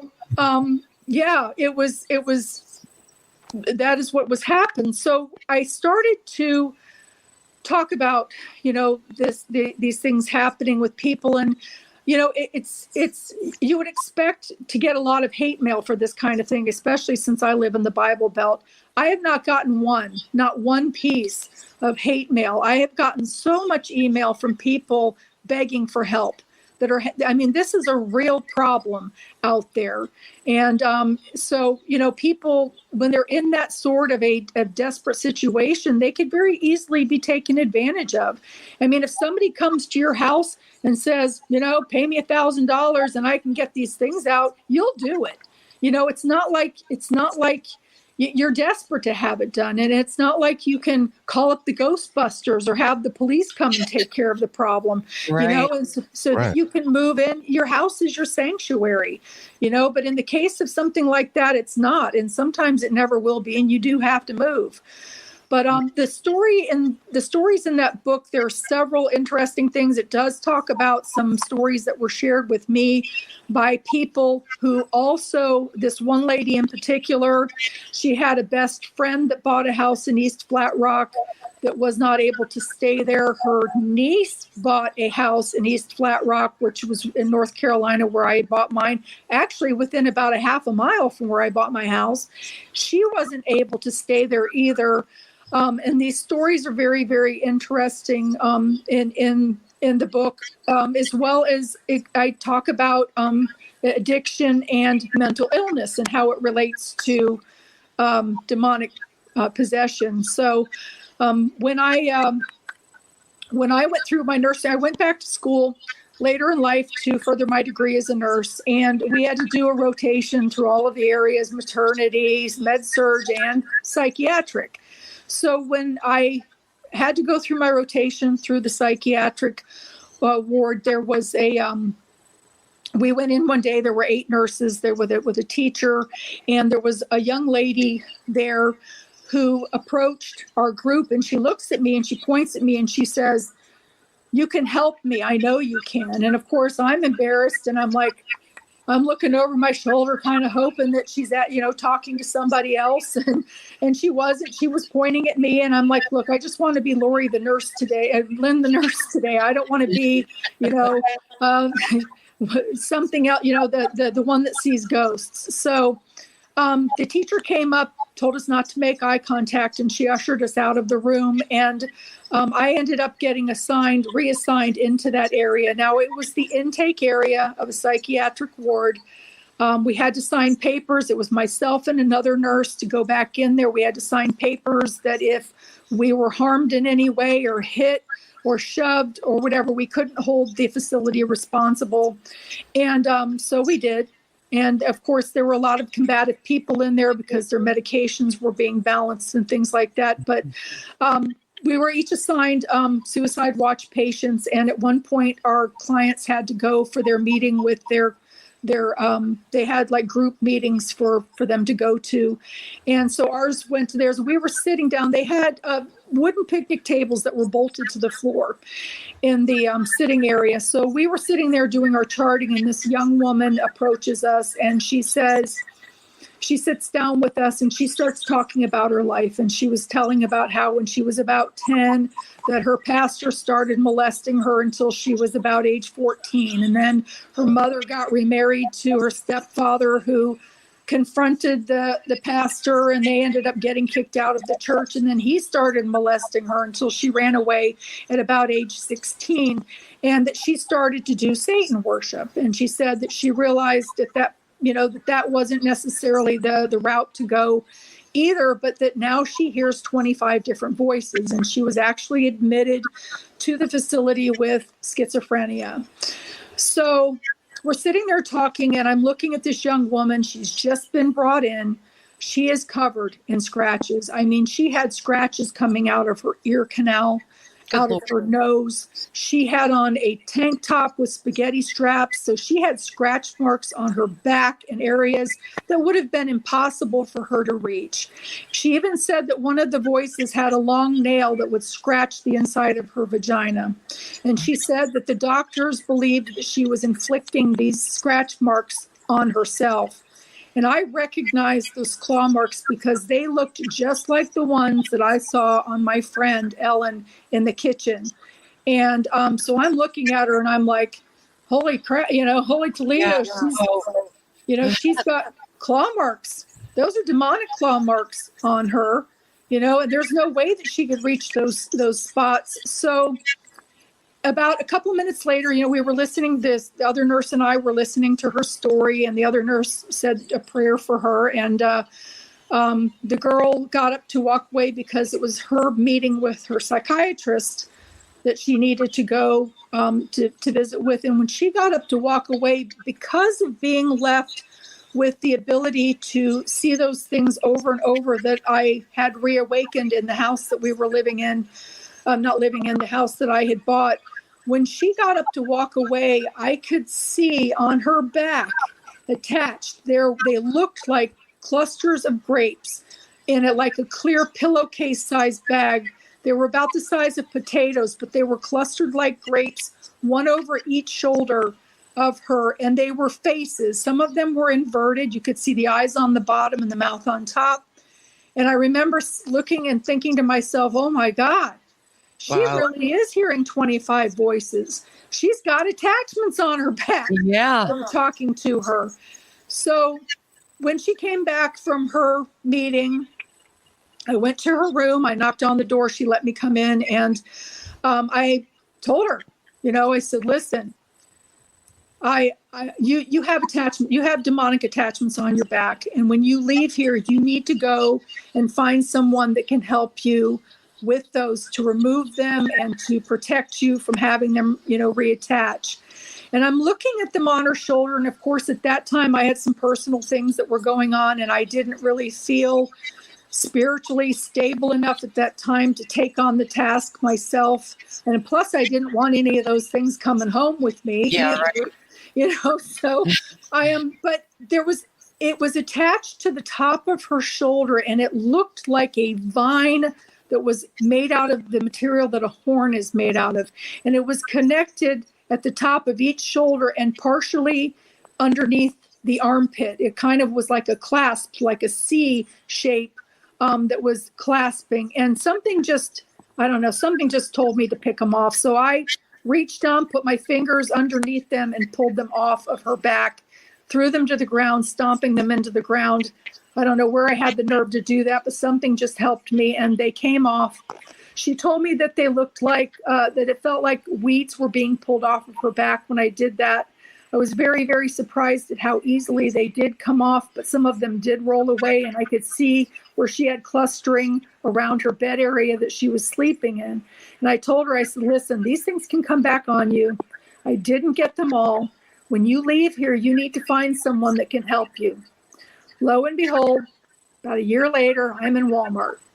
And I'm in the aisle, and these two young ladies are like at the end of the aisle. And I keep hearing one saying to me, I know that's her.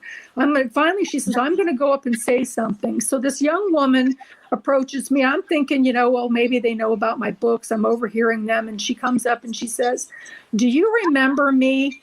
And I looked at her, and at first she looked a little familiar, but I didn't really place her because she looked so different. She had lost weight. She had beautiful hair. She had on her makeup. She looked completely different than the zombie that she looked like in the facility. And she said, you were the student nurse that was on the facility that told me to get help. And I looked at her, and it clicked. And I'm like, oh, my God.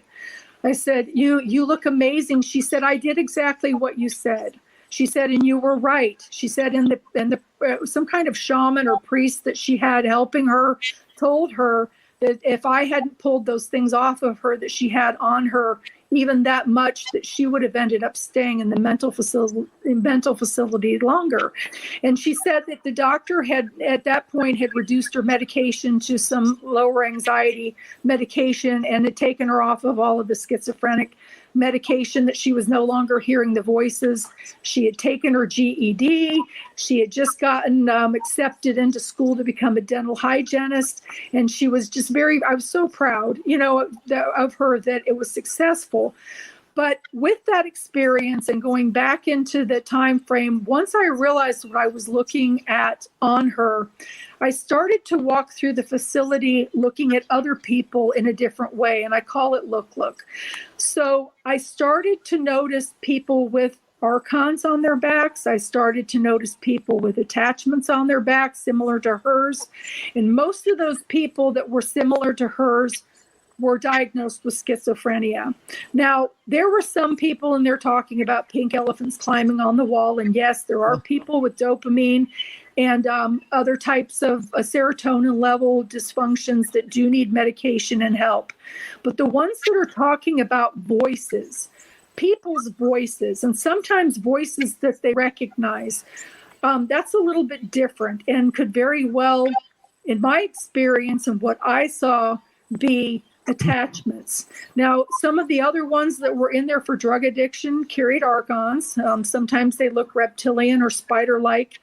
They carry like backpacks on their back. They also have that similar attachment of that horn-like vine that attaches at the top of the shoulder and underneath the arm, as well as they have like an implant around the hip area that also connects in, that I've seen. Talk about that. I'm sorry. Let me just stop you there a little bit, just to talk about what that looks like when you say an archon. And you're seeing what are you seeing? How would you define that? And are you seeing it in a hazy way? Do you see it very clearly? What are your abilities like that you're seeing? This fascinates me, especially in the realm of schizophrenia. Yes. We do often talk about mental illness spirit, and spirit. release therapy Yes. as just, being this really possibly legit It is. way of treating some people that are mentally ill. I'm very fond of like the work of Dr. Terrence Palmer. We talk about him on the show, as well as other people. Tell us about that. Okay. Again, out of my peripheral vision, I can see them solid. I can see them solid. The spiders. That's why I say they look like spiders. They can look reptilian, kind of lizard-like. Sometimes they have a tail that kind of wraps around. Sometimes they have a human butt appearance, but yet they still have that lumpy alligator look to their back, only in the center area. They have like 4 digits on their foot limbs. Their elbows kind of, when they're huddling, as they fit like a backpack or like a turtle shell on somebody's back. And like I said, they attach with those horn type things that connect at the shoulders, and then they connect up underneath the arm as well. I can see them clearly out of my peripheral vision. They sometimes kind of illuminate with almost a neon green color in my peripheral vision. When I look at them directly, I can see, like, for instance, sometimes their face, because they have actual head kind of things to them. Even the spider-like one has a spider body, but it has a head to it that will kind of peek up around the shoulder sometimes, or it aligns its head directly with the person's head, but it can peek around. I've seen that as well.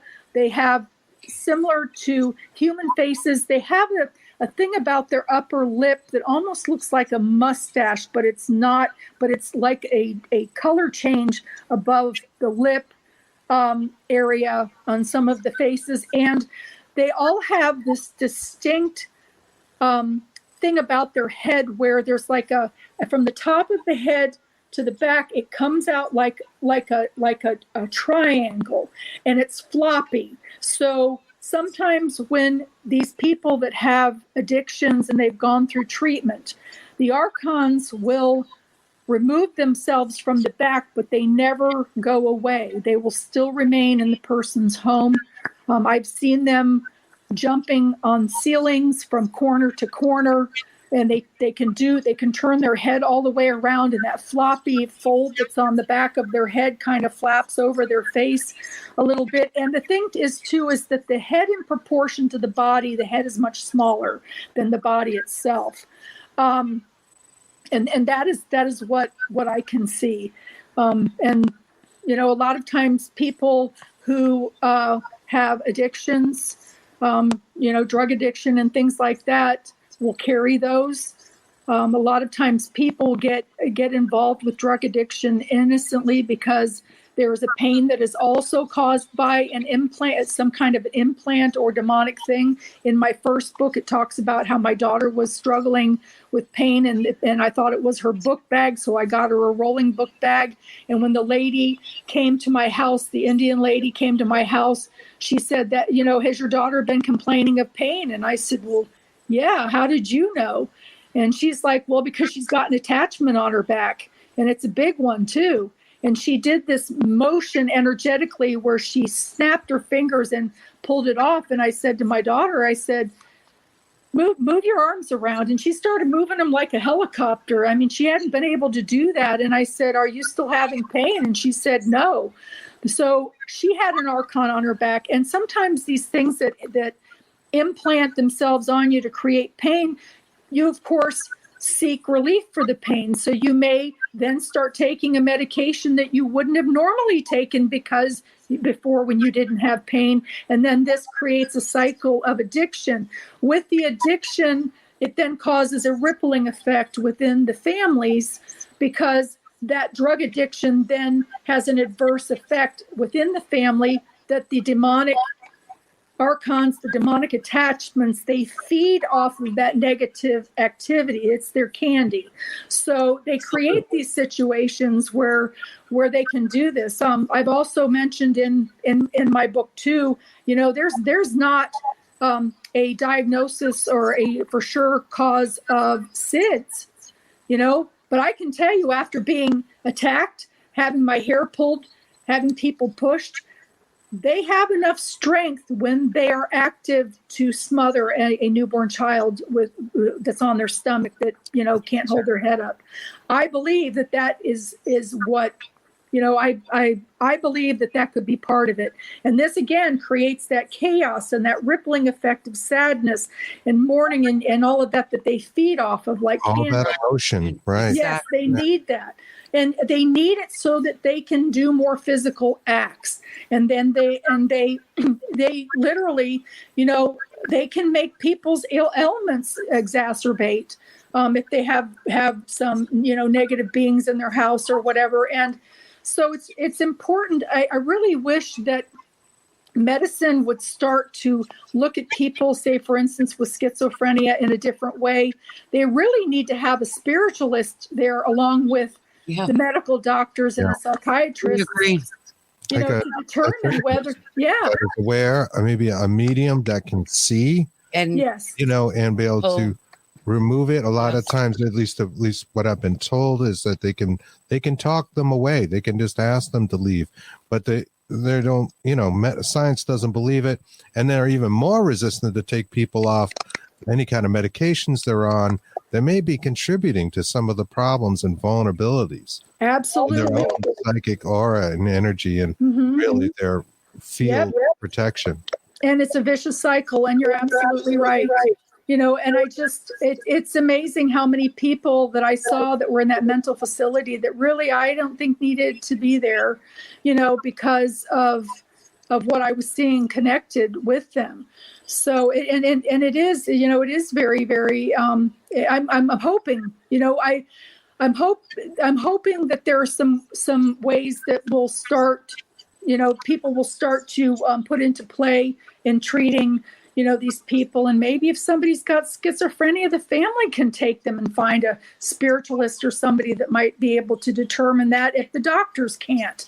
Right. I'm not saying for them to take them off their medication right away, but even, schizophrenia truly does not have a medical diagnosis.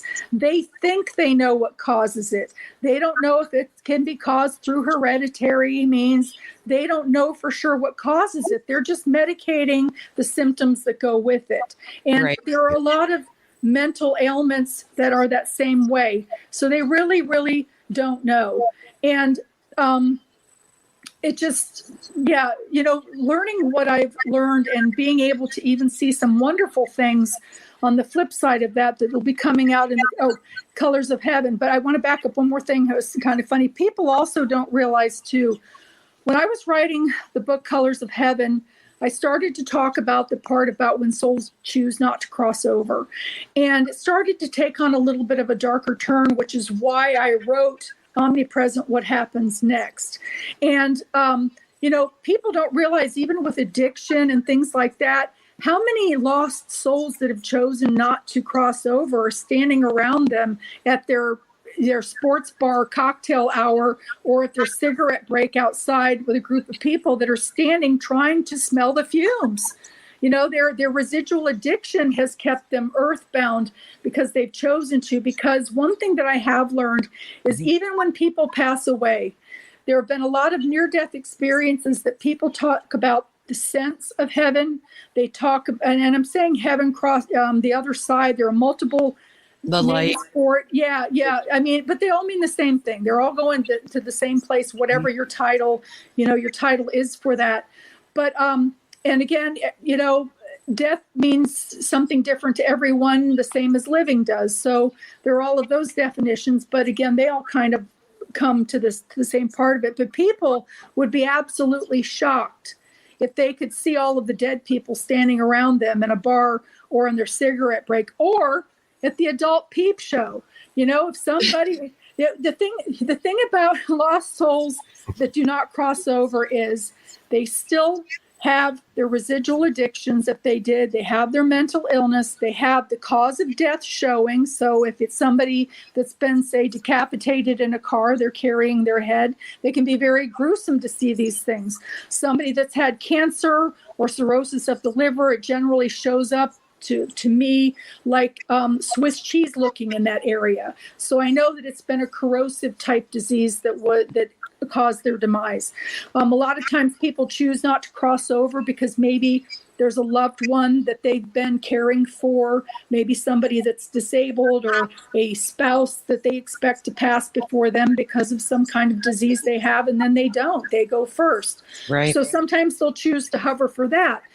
Other ones will choose to stay because maybe their upbringing has led them to believe that something that they did in their life, they don't want to meet their maker, or they don't want to leave their addiction behind. But the thing is, or they're like if they built a house and they're very attached to the house, they don't want to leave the house because they built it and that's theirs. They may simply want to stay with the family in that house. Exactly. That's true. Those things. But I'm going to just make a real quick comment because you mentioned things like peep shows, I get to talk, and bars. And I know classically there was a term, and remember we talked about this a long time ago.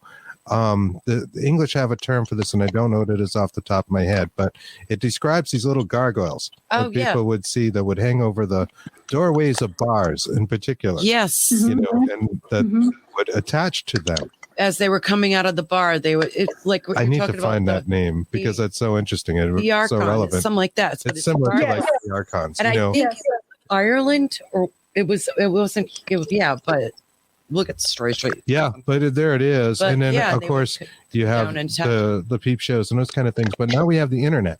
So you got to look at that, right? And we know from our paranormal experience that all an earthbound spirit needs to do, from the other side, right in front of you, is have the intent to control some sort of electronics, not unlike a cat ball or whatever that's going off up there occasionally. They simply need to intend it, and it's why applications that people use, like on their phones and stuff, I used to think was complete bullshit, for lack of a better word. And then I started to see it work, and I went, well, wait a minute here. And I've got it in airplane mode. There's no way it's doing it, and we're getting relevant answers from application. So it becomes real evident that they simply need to intend it. Not unlike, prayer, witchcraft, magic, sorcery, anything else. The power of attention in those thoughts seems to carry over at post-mortem. Yeah. Yes, it does, especially when they haven't crossed over. Now, when they've crossed over, they become more than perfect, their perfect selves. Their cause of death doesn't show. They still keep all 5 of their senses, which is why they can talk about heaven smelling. But going back to the lost souls here, those are the ones that are haunting people's houses. The ones that have crossed over can come and go as they please. Then they're not the ones that are going to be shaking your bed in the middle of the night, scaring you. They can enter your dreams whenever they want to. So, it definitely, and not only that, people don't realize in the peep show that they think they're getting their private moment, but they've got a whole fan club in there watching with them. They're not having, that moment alone that they think they are. And old habits die hard. If these people cross over, they don't cross over, but they're walking around on our plane without bodies, and, their habits die hard. So, I had made mention to you, we were talking before about an apartment building. It was actually a townhouse building that I had moved into after this all happened. I had gotten married. Story right after you out of that house, you go to this one. Yeah, well, yes. I after I got out of the other house, I ended up marrying for a second time. I had a 3rd child. And then that marriage didn't work out. So in the divorce, I ended up having to leave the marital home. I ended up renting a larger townhouse with my son. And anyway, it didn't work out. It became more expensive than what I could afford. So I was anxious for the lease to end. And in the process of that, I was looking for somewhere to move with my daughter.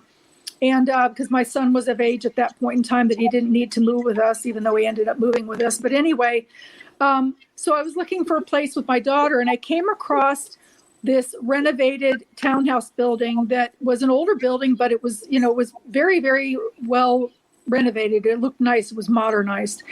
And I, walked through with the pictures. I didn't actually go there. And I ended up agreeing to meeting the person to sign the lease with the check for the house. So I never actually got to walk through there or sense anything with that. And, when new people come in, they kind of behave themselves for a little while first. They kind of wait for you to get settled before they start creating havoc. But so I went ahead and I signed. I gave the money for this house, and I started bringing boxes over. And I noticed that the townhouse was not cleaned. I mean, the inside of the oven was still nasty. The toilet wasn't cleaned, and I sure wasn't going to clean it. It was supposed to be clean for me to move in. I'm not cleaning up somebody else's urine on the toilet. Yeah. So anyway, I called and complained and asked them to have the maid come back and clean, and went round and round trying to get this maid person. And finally she called me, and I was driving. I had to pull over into a parking area, and she told me, she said, I want to warn you, don't move into that townhouse. And I'm like, well, why? And she said, well, because it's haunted. She said, and that one's the worst one. And I had been there earlier that day, and I had been putting some clothes away in the closet. And I did see this apparition of this young little girl, about 7 years old, very old timey, with the little button side shoes. She had on a white or off-white dress with a pinafore that was the same color. She had her hair pulled back in a bow with part of it flowing down. And I saw her in the doorway as I was putting away my clothes. I even said something to her, and she finally ran off. So when the maid lady spoke to me on the phone, I said, well, are you talking about the little girl? And she said, yeah, there's a little girl, but that's not the problem. The problem is the tall, slender man with the black eyes that mumbles in the bathroom. Oh. And so there was somebody in there. With that being said, I actually found a technique to get him out and to keep the ghosts out of my realm while I was living there. But the problem is that it turns out that there were several single women living in this string. There was a row of townhouses. There were 10 of them in the thing. They were side by side.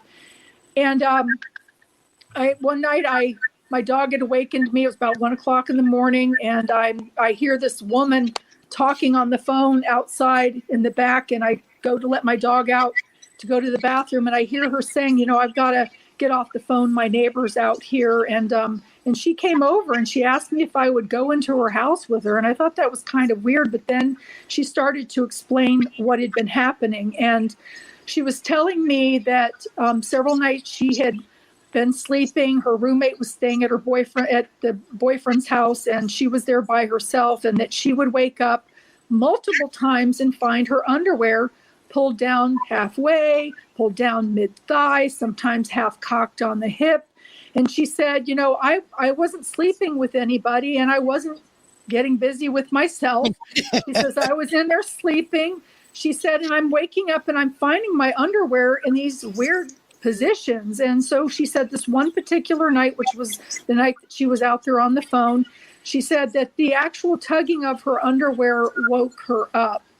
And she thought that someone physical was in her house getting ready to rape her. And she sat up and found that there was no one there.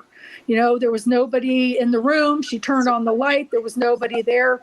So she laid back down to go to sleep. And of course, she was still unnerved and felt uncomfortable. And so she just kind of laid there awake, pretending that she was sleeping. And then she felt the actual tugging on her underwear. Her hands were up near her face with her pillow, and she felt something tugging at her underwear. So she ran out of the house. She didn't want to go back in there, alone. So it turns out I have a picture in my book of the naked man ghost that was going from apartment to apartment, pulling women's underwear down and crawling in bed with them, having sex with them. Also, they'd wake up or during the act and all they could move was their eyeballs, and every body part on them was frozen, but they could feel the movement of somebody laying on them and the feeling of something moving inside of them for female purposes. And so we started to talk. I go right up to people. I don't have a problem with that. And so there were several other women in the building that lived alone, that either had boyfriends that didn't live with them or that were gone a lot or whatever. And we started talking and comparing notes, and come to find out all of the women were having the same experience with finding their underwear half cocked and pulled down in this apartment building. Wow. So, yeah. And I'm actually going to take that. That's only one chapter in the book of the 1 year that I lived there. But I'm actually going to write a book on that one because people need to be aware of that sort of thing and that it can happen. Mm-hmm. There's also women that it's a fetish that they like having sex with ghosts. They do. Yes. They call it spectrophilia. Yes. Is a term for that, right? They're kind of digging the ghost action, if you will. That's right. And I can't imagine anybody wanting to bring that in on themselves because, it just, why would you just scary. Want to manifest something like that? No, because it opens the door for many others to come in as well. And, they're going to get more than they bargained for and may not be able to get them to, to go back out. Right. Like our friend Joshua Dixon had said, it's like incubus. An incubus. Yes. Yeah, and just a note there too. Joshua also mentioned a little before that, and I thought this was interesting. The tablet. His tablet was acting extremely strange when he turned it on during the podcast, so I turned it off. But even that, he had trouble, I guess, even turning it off. And I want to give a big thank you to Joshua and all the folks in chat tonight. Just staying with us. I see everybody still joined, and we're just adding more people. Hi to Irene Takura from Japan. Our good friend Anne Marie Young. Hi to Gail Hyson. Thank you for the messages, and I'm glad David likes that book, and that's great. We can't wait to talk to you. I believe Gail is going to be on our Dark Horse Paranormal podcast next Thursday. Just want to put that out there. Small, medium, at large. From the podcast Small, Medium, at Large, which you can find on YouTube and other places. She's awesome. She has a great show. Liz Milne from Scotland. Great to see you again, Liz. We appreciate it. And thank you for sharing, especially folks out there sharing the show. We really appreciate your support. Paranormal Discovery Wales. Thank you so much. Thank you. You're also another sharer. So they're all listening. This is great stuff. We're talking about now incubus phenomena. Fantastic. We've covered so many things. We don't have a hard stop. And as long as you're good, Lynn, to talk some more, we're here for you. I'm good. And I also want to finish on a positive note, more so than the dark stuff. But just to finish up the dark stuff, there are famous paintings, and the one has slipped my mind back in the 1700s that was painted where many times you'd see these incubuses perched over men and women in pictures that were sleeping unsuspecting things. So this is something that's been happening for centuries. Yes. So, it just, and when women come forward and, they're accused of doing it to themselves and making it up. And I mean, I couldn't imagine, being raped to begin with by a physical person is so traumatic and awful, but then to be raped by something invisible where you can't get the support, that even a woman that has been raped physically can get, and it's blamed on you. I can't imagine how awful that must be. And I mean, and some of the times these women have been left with bruises, terrible bruises on the inside of their thighs. Right. Yeah, this could be, it's something a mental health practitioner might start to think like, there's no evidence of this rape, or you hurt yourself, you bruised yourself. There's just something wrong with you. Then the next thing you know, they're taking away your children, or they've lost their job. And schizophrenia is such a dark label. It can ruin a life. Just don't want that attached to you, right? Yes, that's absolutely. And that's going to cycle into a worse situation. That's true. And it creates the depression. And sometimes the person, they can't take it. They can't take it. So they end themselves, and that's kind of the goal of the whole demonic is spiral downward. But anyway, with that, there's a lot more written in the book on this subject. It does talk about interdimensions and things like that. But going into my book that's is actually on pre-sale right now. It'll be coming out more the middle of January. There's been a little bit of a delay with the COVID thing and getting things edited and printed. So I had to set it back about a month. But The Colors of Heaven is a beautiful story about what crossing over, death and dying. And there are a lot of things that my entire family has been riveted with cancer. So my mother, my father, my brother are on the other side. My sister was shot in the head by a jealous boyfriend. She is also on the other side, so I communicate with them frequently. But some beautiful things, being a nurse in end-of-life care, there have been some consistent things. I've seen probably 100 people cross over and go through the active transition from life into the other side. And there's some consistencies to it that if people could step out of their emotion, and I know that during the time of loss, people are grieving greatly and things like that. But what they don't realize is, like, for instance, when Grandma's talking to Uncle Joe that passed away 5 years ago, everybody thinks that she's hallucinating, or they'll see her smiling and reaching up to the sky, into the air for something that she can see that something's being handed to her, but no one else can see it. Everybody runs to get the drugs because they think she's hallucinating. And even the doctors will ask you, has she started hallucinating? Yes. Well, yeah, she's not hallucinating. The souls are really, really in the room with you. And the thing is if you can get past the fact that you're freaking out because she's talking to Uncle Joe who died 5 years ago and say, hi, Uncle Joe, you may very well get a response through your loved one from Uncle Joe. So many times in life, people say, I wish I could just tell so-and-so one more time that I love them, or to tell them I'm sorry, or to ask so-and-so where he put the clock, for that matter. And this is an opportunity for you to do this. And people miss out on this opportunity because they're in their grieving, or because the fact of having a dead person in the room in addition to your loved one that is crossing over makes you feel very, very uncomfortable. The thing about spiritual activity, and again, going back to what I had mentioned earlier about keeping your emotions on an even keel, is that when loved ones come forward to collect the loved one that is departing, and they do this, especially when the death is a natural death, there are loved ones, they prepare a reception for them. They come to help them cross over at their time of death. You will hear them talking to them. People, they miss out on this window because, partially because too, if they do say something to Uncle Joe and Uncle Joe responds, they immediately go, oh my God, he said something.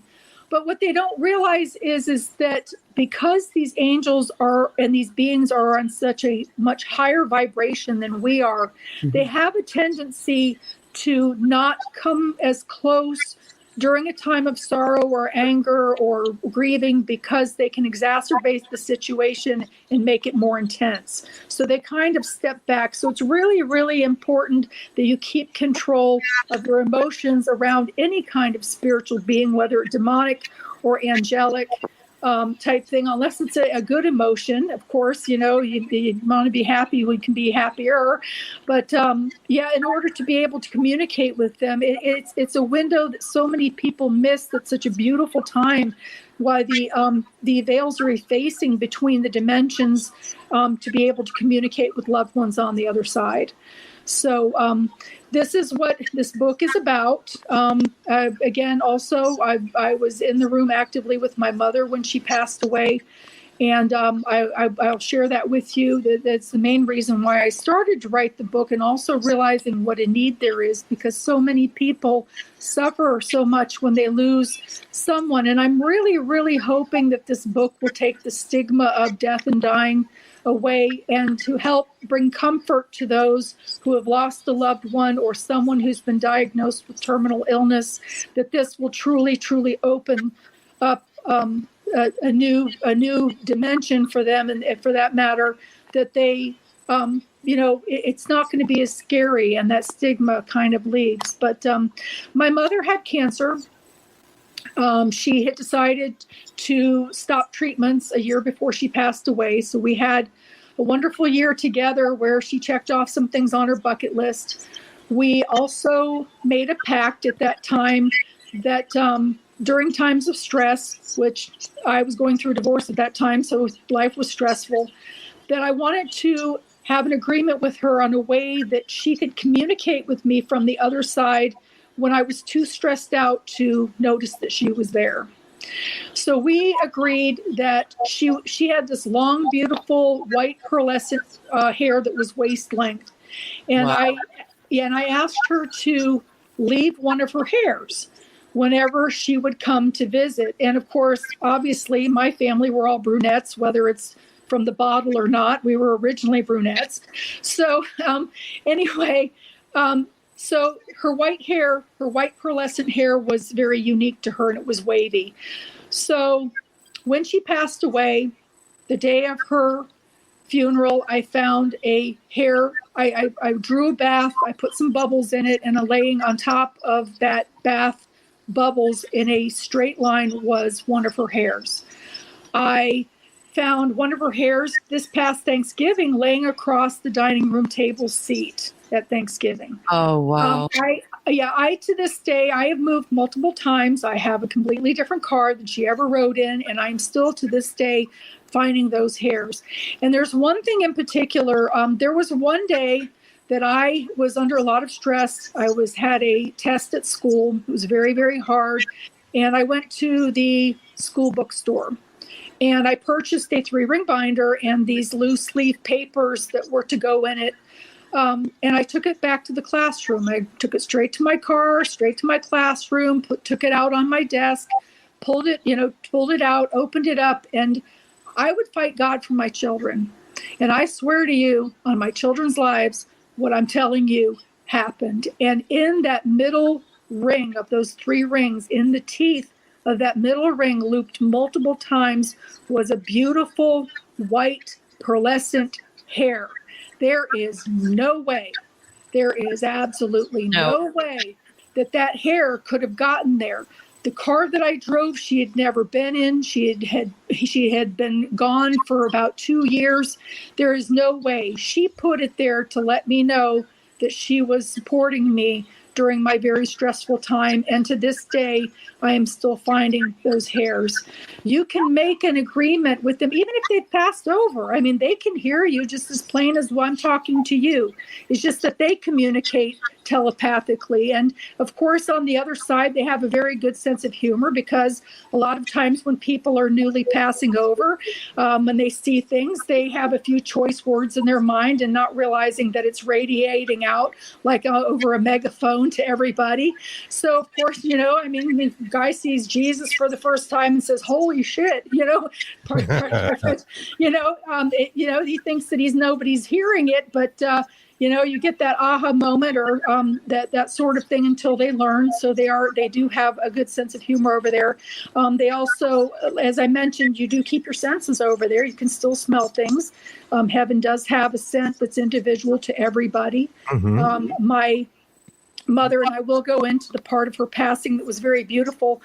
My mother, once she had passed away, she would always make the Thanksgiving turkey every year. And this year it was my first time making the Thanksgiving turkey this particular year. And I'm in the kitchen and I can hear her as plain as if she's standing next to me in the kitchen. And she says, "Don't forget to put the aluminum foil on the turkey." Well, I'm like, nah, I want one of those nice brown turkeys like the kind they have on TV. Well, I found out real quick that the breast got burnt and that my legs were raw. So that's why I needed the aluminum foil to even out the cooking. And we ended up having hamburgers that year. Oh, my goodness.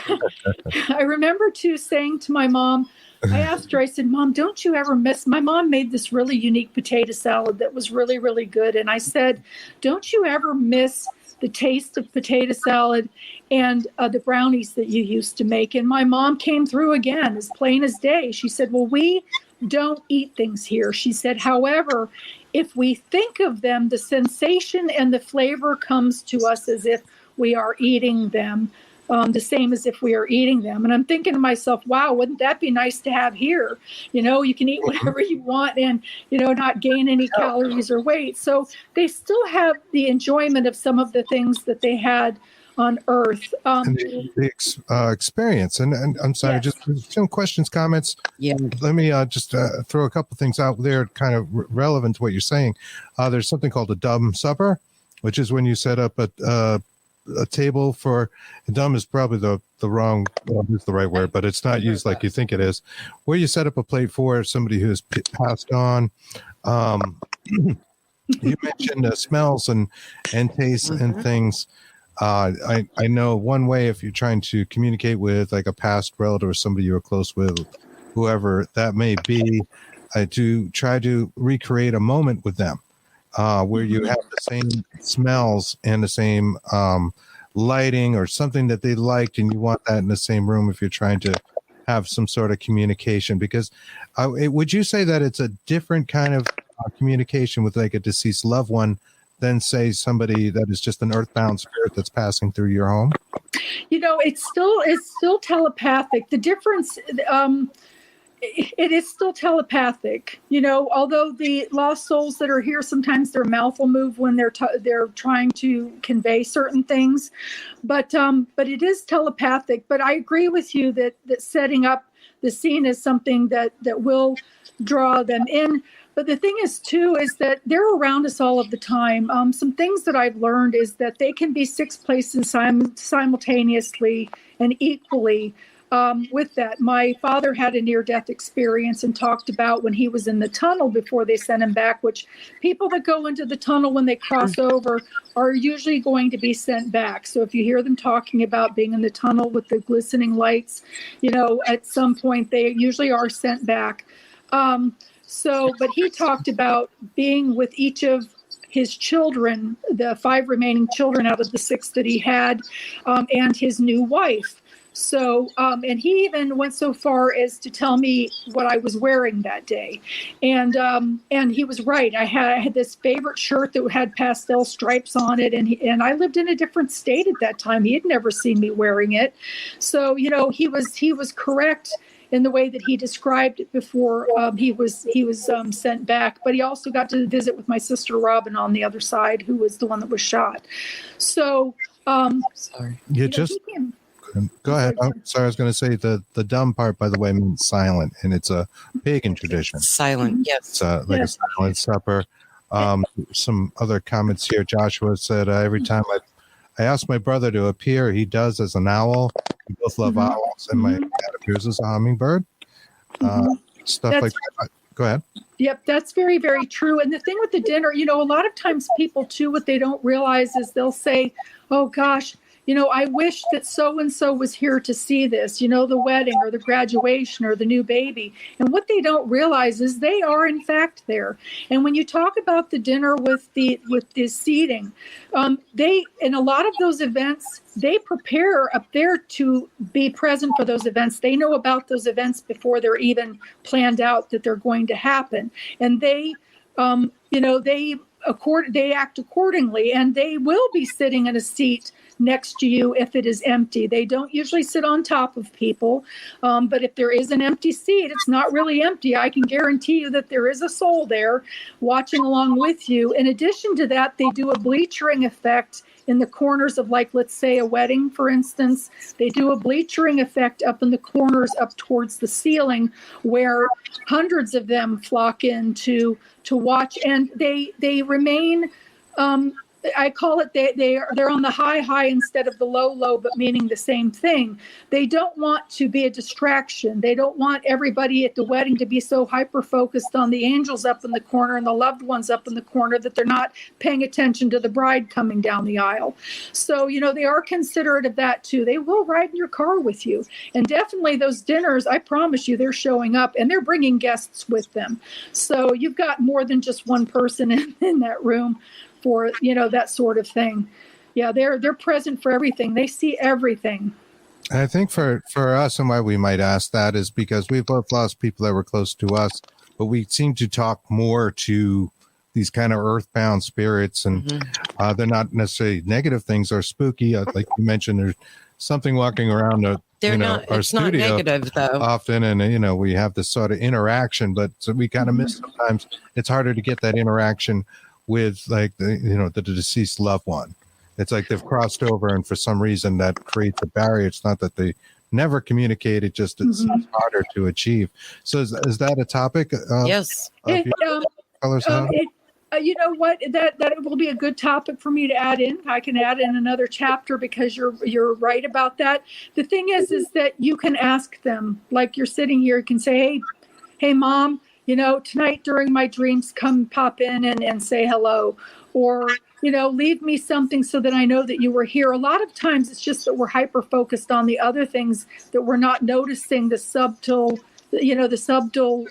messages that are being left. And that's why you can ask a loved one to be more overt, and like leaving a hair or moving a feather or the owl thing, all of that, ladybugs, pick one, that they can let you know that they are there. Because, life is stressful and we're all very, very busy, and our mind, our kids, our spouses, our parents, are a million places at one time. And they understand that, and they're very subtle, with the way that they approach. So you can verbally ask them to do that, and they can meet up with you or approach and leave something for you to confirm that they've been there, whether you have felt them there or not. And those messages may be right there, and you just have overlooked them. It's a bit like guardian angels, which they may or may not be, that maybe are trying to tell you, hey, dude, stop doing this, but you're just not listening or seeing the messages that they've been telling you for years. Joshua Dixon also threw out there, enjoy our last full moon. Yeah. Well, there you go. You got a full moon tonight. So this is a very special episode. Venus is also going in retrograde. So yeah, it should be interesting. Hopefully that's better than Mercury, because that bastard's going to affect me later. Yeah. Well, the thing about Venus, just real quick, is it has to do with relationships and money. So between starting today and the end of January, it's not really a good idea to spend too much money, because you might need it for something else. So, just keep your money close, keep receipts if you buy something new, just in case. It could be a good time to invest in crypto, because crypto will probably bottom out during this next month and then bounce back up after February. But and so only invest pennies if, in some of these smaller ones. Just in case. But right now, expect any investment that you made beforehand to go down, because and money is hard to come by. Money you can get through work, but as far as, if you have money coming from the government or money coming from somebody owing you money, it's going to be delayed. So that's what that means. And just in relationships, it makes you look at them again. And sometimes those that aren't strong, they end. And what they end during Venus retrograde, it's usually permanent. So anyway, that's my astrology for today. Oh, that's good. Thank you. Taylor says a red cardinal flies right across her, and she sees that as her father. Now, let me ask you, Lynn, do you do readings for people as well on your website? Now, let me bring up your website here. Do you do that kind of thing? You obviously have psychic abilities, and well, it's my psychic abilities. They don't come through in the way. I am an empath. I can see things. I do communicate with the other side, but I don't do readings for people. I don't have that kind of a gift, or at least I haven't honed in and mastered it yet. Now I do consultations, for ghosts in people's houses, and I try to help them clear them out, over the phone if I can, or to send them some advice that way, because a lot of these people are on the other side of the United States. So, I try to consult in that way if I can. These gifts, they just kind of come on their own sometimes. Sometimes I can do it on purpose. Sometimes they just come when they want to. So like my mom popping in, sometimes she's like a megaphone in my ear, Pa, don't forget the aluminum foil. So, and you don't expect her to be there. You're like, oh, okay. Hello. If we have a couple of more minutes, I've got a really beautiful thing to close with. Yes, we do. On the day that my mother passed away, I was the only one there. My brother was delayed getting there. And so as I'm sitting there, I'm watching from the other side of my mom's bed. I can see the movement on the other side of the veil. Every once in a while an elbow would peek out or a pant leg, and yes, they do show up in clothes, and they show up the way that you remember them last. So as the veil started to efface, there was an opening towards the head of my mother's bed, and I could see at that time my grandmother, my mother's mother, walk in, and she was in her little leisure suit that she used to make herself, and her tight curly perm and her glasses. She looked exactly the way that I had seen her last, so I knew who she was. She came over to my mother's bed. Now, my mother at that point in time had not opened her eyes. She was not able to speak anymore, but she was present. She was moving her eyebrows up and down and doing this mouthing thing that was appropriate. If people came in and said something to her, she would respond that way. So when my grandmother came in, she started stroking the inside of my mother's forearm, and she leaned forward to my mother's ear and said something, and my mom starts doing that whoa, whoa, and moving her eyebrows up and down as my grandmother pulled away. She did this 3 times, and it was appropriate. My mother's response was in line with my grandmother's response. And then I see waving frantically behind my grandmother's head, my beautiful sister that had been murdered. And I could smell her perfume. It filled the room. She wore an unusual perfume called Latisse back in the 80s. And I could smell her. I could see her. I felt her come around to me, and her hair went over my face. She had long, beautiful hair. And I could feel her embrace me. It was beautiful. She came from behind the crowd. And then at that point, the whole veil had effaced. So I could see directly in there of everything that was going on. And I said to my mother, I said, Mom, Grandma and Robin are here. It's time for you to go. And she started to mouth and do the thing at me, at what I had said. And she took her last breath within 10 minutes. As I'm sitting there, I'm watching up towards the head of her bed, and it looks like the spirits are doing a football huddle. And I'm thinking to myself, what on earth are they doing, that for? But as they started to open up, my mother was standing in the center of them. It was like they were trying to stabilize her spiritual feet. And the elation and the feeling of indescribable joy and like, oh my God, what you would get from it is like something that you've never had, but once you get it, you recognize it and you realize how much you've missed it. You know what I mean? Coming from that other side. And I'm watching my mother, and each of these people are coming up and greeting my mother. And some of them I recognized, and some of them I did not, but she did. And I'm watching her beaming. And I can see into this background. And of course, I then look over at my mother and realize that she has stopped breathing. I'm sitting there grinning from ear to ear because you can't help the love and elation that's coming over that you're experiencing, but not to feel joyous. And I remember thinking to myself, oh my God, I better call the nurse, because if she comes in and I'm smiling and my mother's dead, they're going to think that I did something to her. Or something. Right. It's just not a normal response. Right. So as they greeted her, the nurse came in, pronounced my mother that she had passed.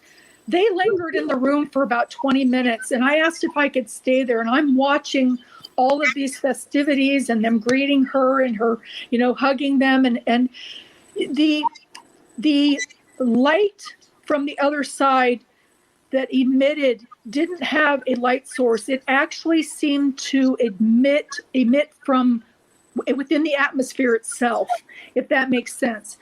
There was a tree in the background, and there was a clothed table type thing in the background with nothing on it. And of course, the explanation that my mom gave me about the potato salad and thinking about it explained why there was no refreshments. So, but there was this table type thing. Everybody was coming up. The light was as if standing under a tree on a sunny day and looking into the light, so that it wasn't like glaring and bright where you would have to squint.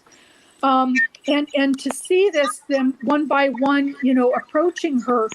And where I was sitting, there was a window behind me. And people say, oh, well, crack the window if somebody passes away. I don't understand the superstition behind that. And maybe it's just coincidence.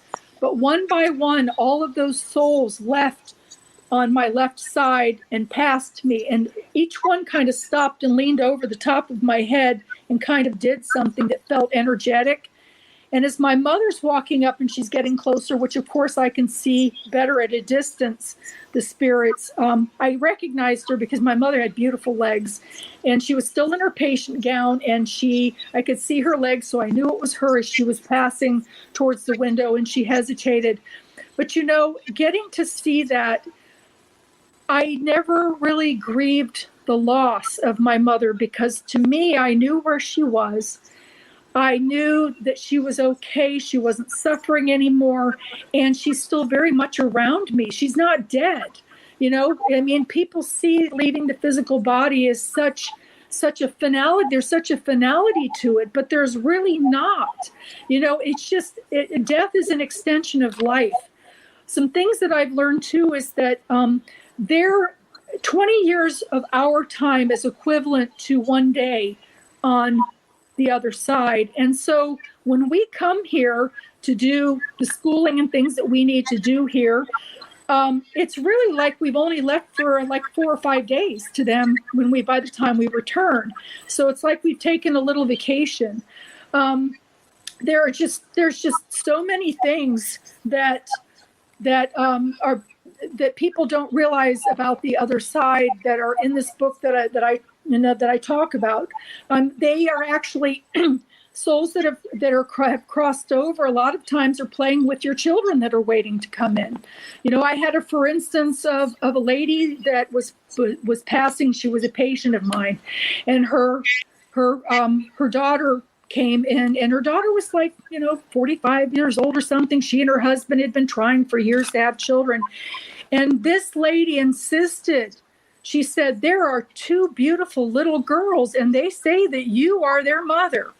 And when are you going to have those babies so that I can see them before I pass away? And of course, the daughter came back and told her, she said, we've been trying for years to have children, and we can't have children. And she was going through menopause at the time and thought that it would be impossible. And so, again, the lady went through the rallying stage where they go in and out. And she had that moment where she was lucid and bright. And she came back again and she says, nope, those little girls are yours, and they look just like you. And they look alike. She said they look alike. They look almost the same. So the lady passes away, and the woman's father is now in the unit where I'm working, and I'm helping take care of him about 6 months later. And she walks in, and she's got a baby bump. And so we had a little talk about that, because I was in the room when her mother kept insisting that she was going to have children. And she said, you know what? She said, I was pregnant, 3 weeks pregnant, when my mother passed away. She said, and I am having twins, and they are identical, and they are little girls. Wow. Well, over the period of time, her father was on the unit for about 1.5 years. So after she had the babies, she brought them in even as toddlers, and they looked just like her. So her mother was actually seeing them. And I mean, I've heard multiple things like that, people talking about, oh, there's this little boy standing here and he says that you're his dad. You know what I'm saying? And these different things, and he's waiting to come. So, there's so many things that I've learned from watching people pass away and being able to communicate with the other side that way, that I really, really hope will bring a lot of comfort to people. I really do. There's just so many. Another thing, this was interesting too. My mother was telling me, she says, a lot of times people that have the ability to paint, for instance, that a lot of times you can ask an artist and they can kind of envision what the painting's going to look like finished in their mind before they start it. That's because they have painted it before. Oftentimes that's artwork that you have on the other side, and you repeat it and make it here, or you're drawn to a picture here or painting here, it's similar to something that you have on the other side, and that's why you're drawn to it, or that's why you're painting it.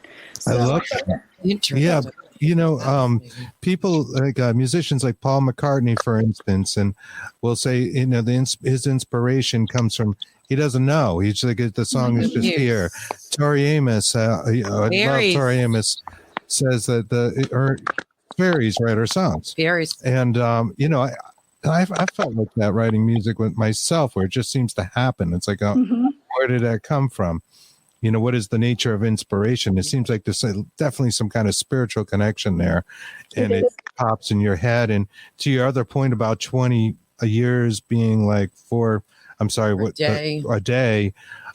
Totally believe that too. It seems like in any kind of astral experience, we talk about them, there is no time. And it seems, I get this impression, we do, from spirits that we've communicated with on the other side. They have no sense of time. Nope. There's no time or really like space. That doesn't take any time to go somewhere else or something like that. I don't have to get on a plane and go to Paris. You That's just right. want to be in Paris, you're in Paris. That kind of thing. And I have to imagine if we leave the mortal coil and join them, it's probably, now we're like, apples to apples. And that whole lifetime that, however many years you lived here, could be a blink of an eye, it could be a memory, but it's not going to feel like, oh my God, I've waited so long for this to happen. It probably feels instantaneous, like it was all along. Mm-hmm. Well, because your soul doesn't change. You're just shedding your body. Oh, and if anybody's curious, yes, they do have sex. It's called merging. And the explanation for that is that the merging occurs, and it's like a continuous orgasm that can go on for hours. So I don't think our hearts could take it. If we were able to do that here, we would probably have a heart attack. But yes, they do have intimacy there for anybody that's wondering. Holy crap. Well, I was saying, I was worried about people wanting to I know now they're rushing. No. Something to look forward to anyways, right? When the time is right. And it is different than here. I had a patient one time ask me, she said, she says, my husband passed away when he was like in his 30s, and now I'm in my 90s.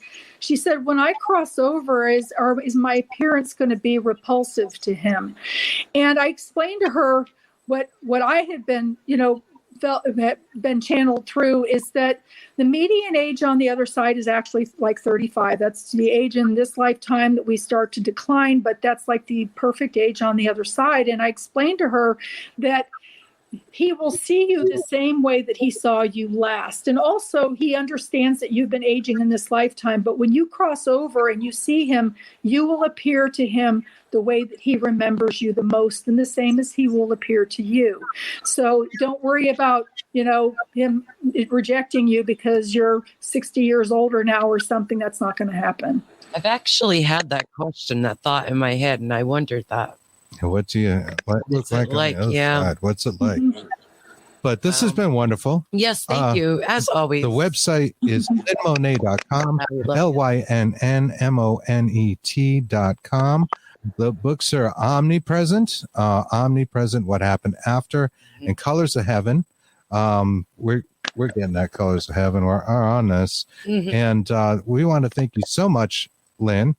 This has been a wonderful talk. Our audience has loved it. We want to thank everyone in chat. Thank you, guys. Thank you again for the stars. Stay on with us. I'm going to take you out of the live stream real quick, and we'll talk real quick. Just wanted to say about our friend Seraphy Early. Hang on, baby. Thank you. I'm going to take you out of the stream, and we're going to finish up. We'll be right with you. All right. So thank you so much. I wanted to thank everybody in chat. Joshua, your question about the entity. Barry Taff was the parapsychologist that worked on. I investigated that case, and yes, I've heard of the entity, and I've been trying to get Barry on the show. We may do a interview at some time because that is a fascinating story. I want to say thank you to everybody who's joined us tonight. Liz, Joshua, Natalie is there. Natalie, hi! I didn't see you. Thank you. Anne-Marie Young, of course, Gail Heisen, everybody, all of you. I'm sure I'm missing a lot of you. Yes. But without you guys, we wouldn't have a show. So thank you so much for joining and especially sharing. Do check out, obviously, Lynn's website. Check out her books. We have read Omnipresent. It's a really great book. It is. You know, we love Lynn. She's awesome. Yes. Also, check out what's going on with Waverly Hills at SaveWaverlyHills.com. Next Thursday, we'll be back with Dark Horse Paranormal Podcast. Gail Heisen, who is in our audience tonight, will be joining us, and we love Gail. She's a good friend of ours. I can't wait to talk to her again. And Saturday is Christmas, so we're not sure what we're doing. We're not probably going to do a live show, but we'll do like a rebroadcast. I know a lot of you guys are busy, but then again, you never know. You never know. We could come on, pop on and say hi or something. So there'll be some kind of show. We're just not sure what we're doing yet. Yeah. But we just want to say thank you. And we'll see you next Thursday on Dark Horse Paranormal. Seraphine Hurley. That's right. Oh, yeah. You're welcome. Sorry. Yes, right. I know. So many things to think about. Our very good friend, Seraphine Hurley, is going to be joining the Dark Horse Paranormal Productions family. She's going to be on our pages, which is Dark Horse Paranormal, Bigfoot and the Bunny, and the Paralinks Paranormal United Network. Yep. Again, we love that paranormal family, and she's going to be here live. I believe she's starting Thursday. She's going to be on Thursday, Saturdays as well. And sorry, I was going to say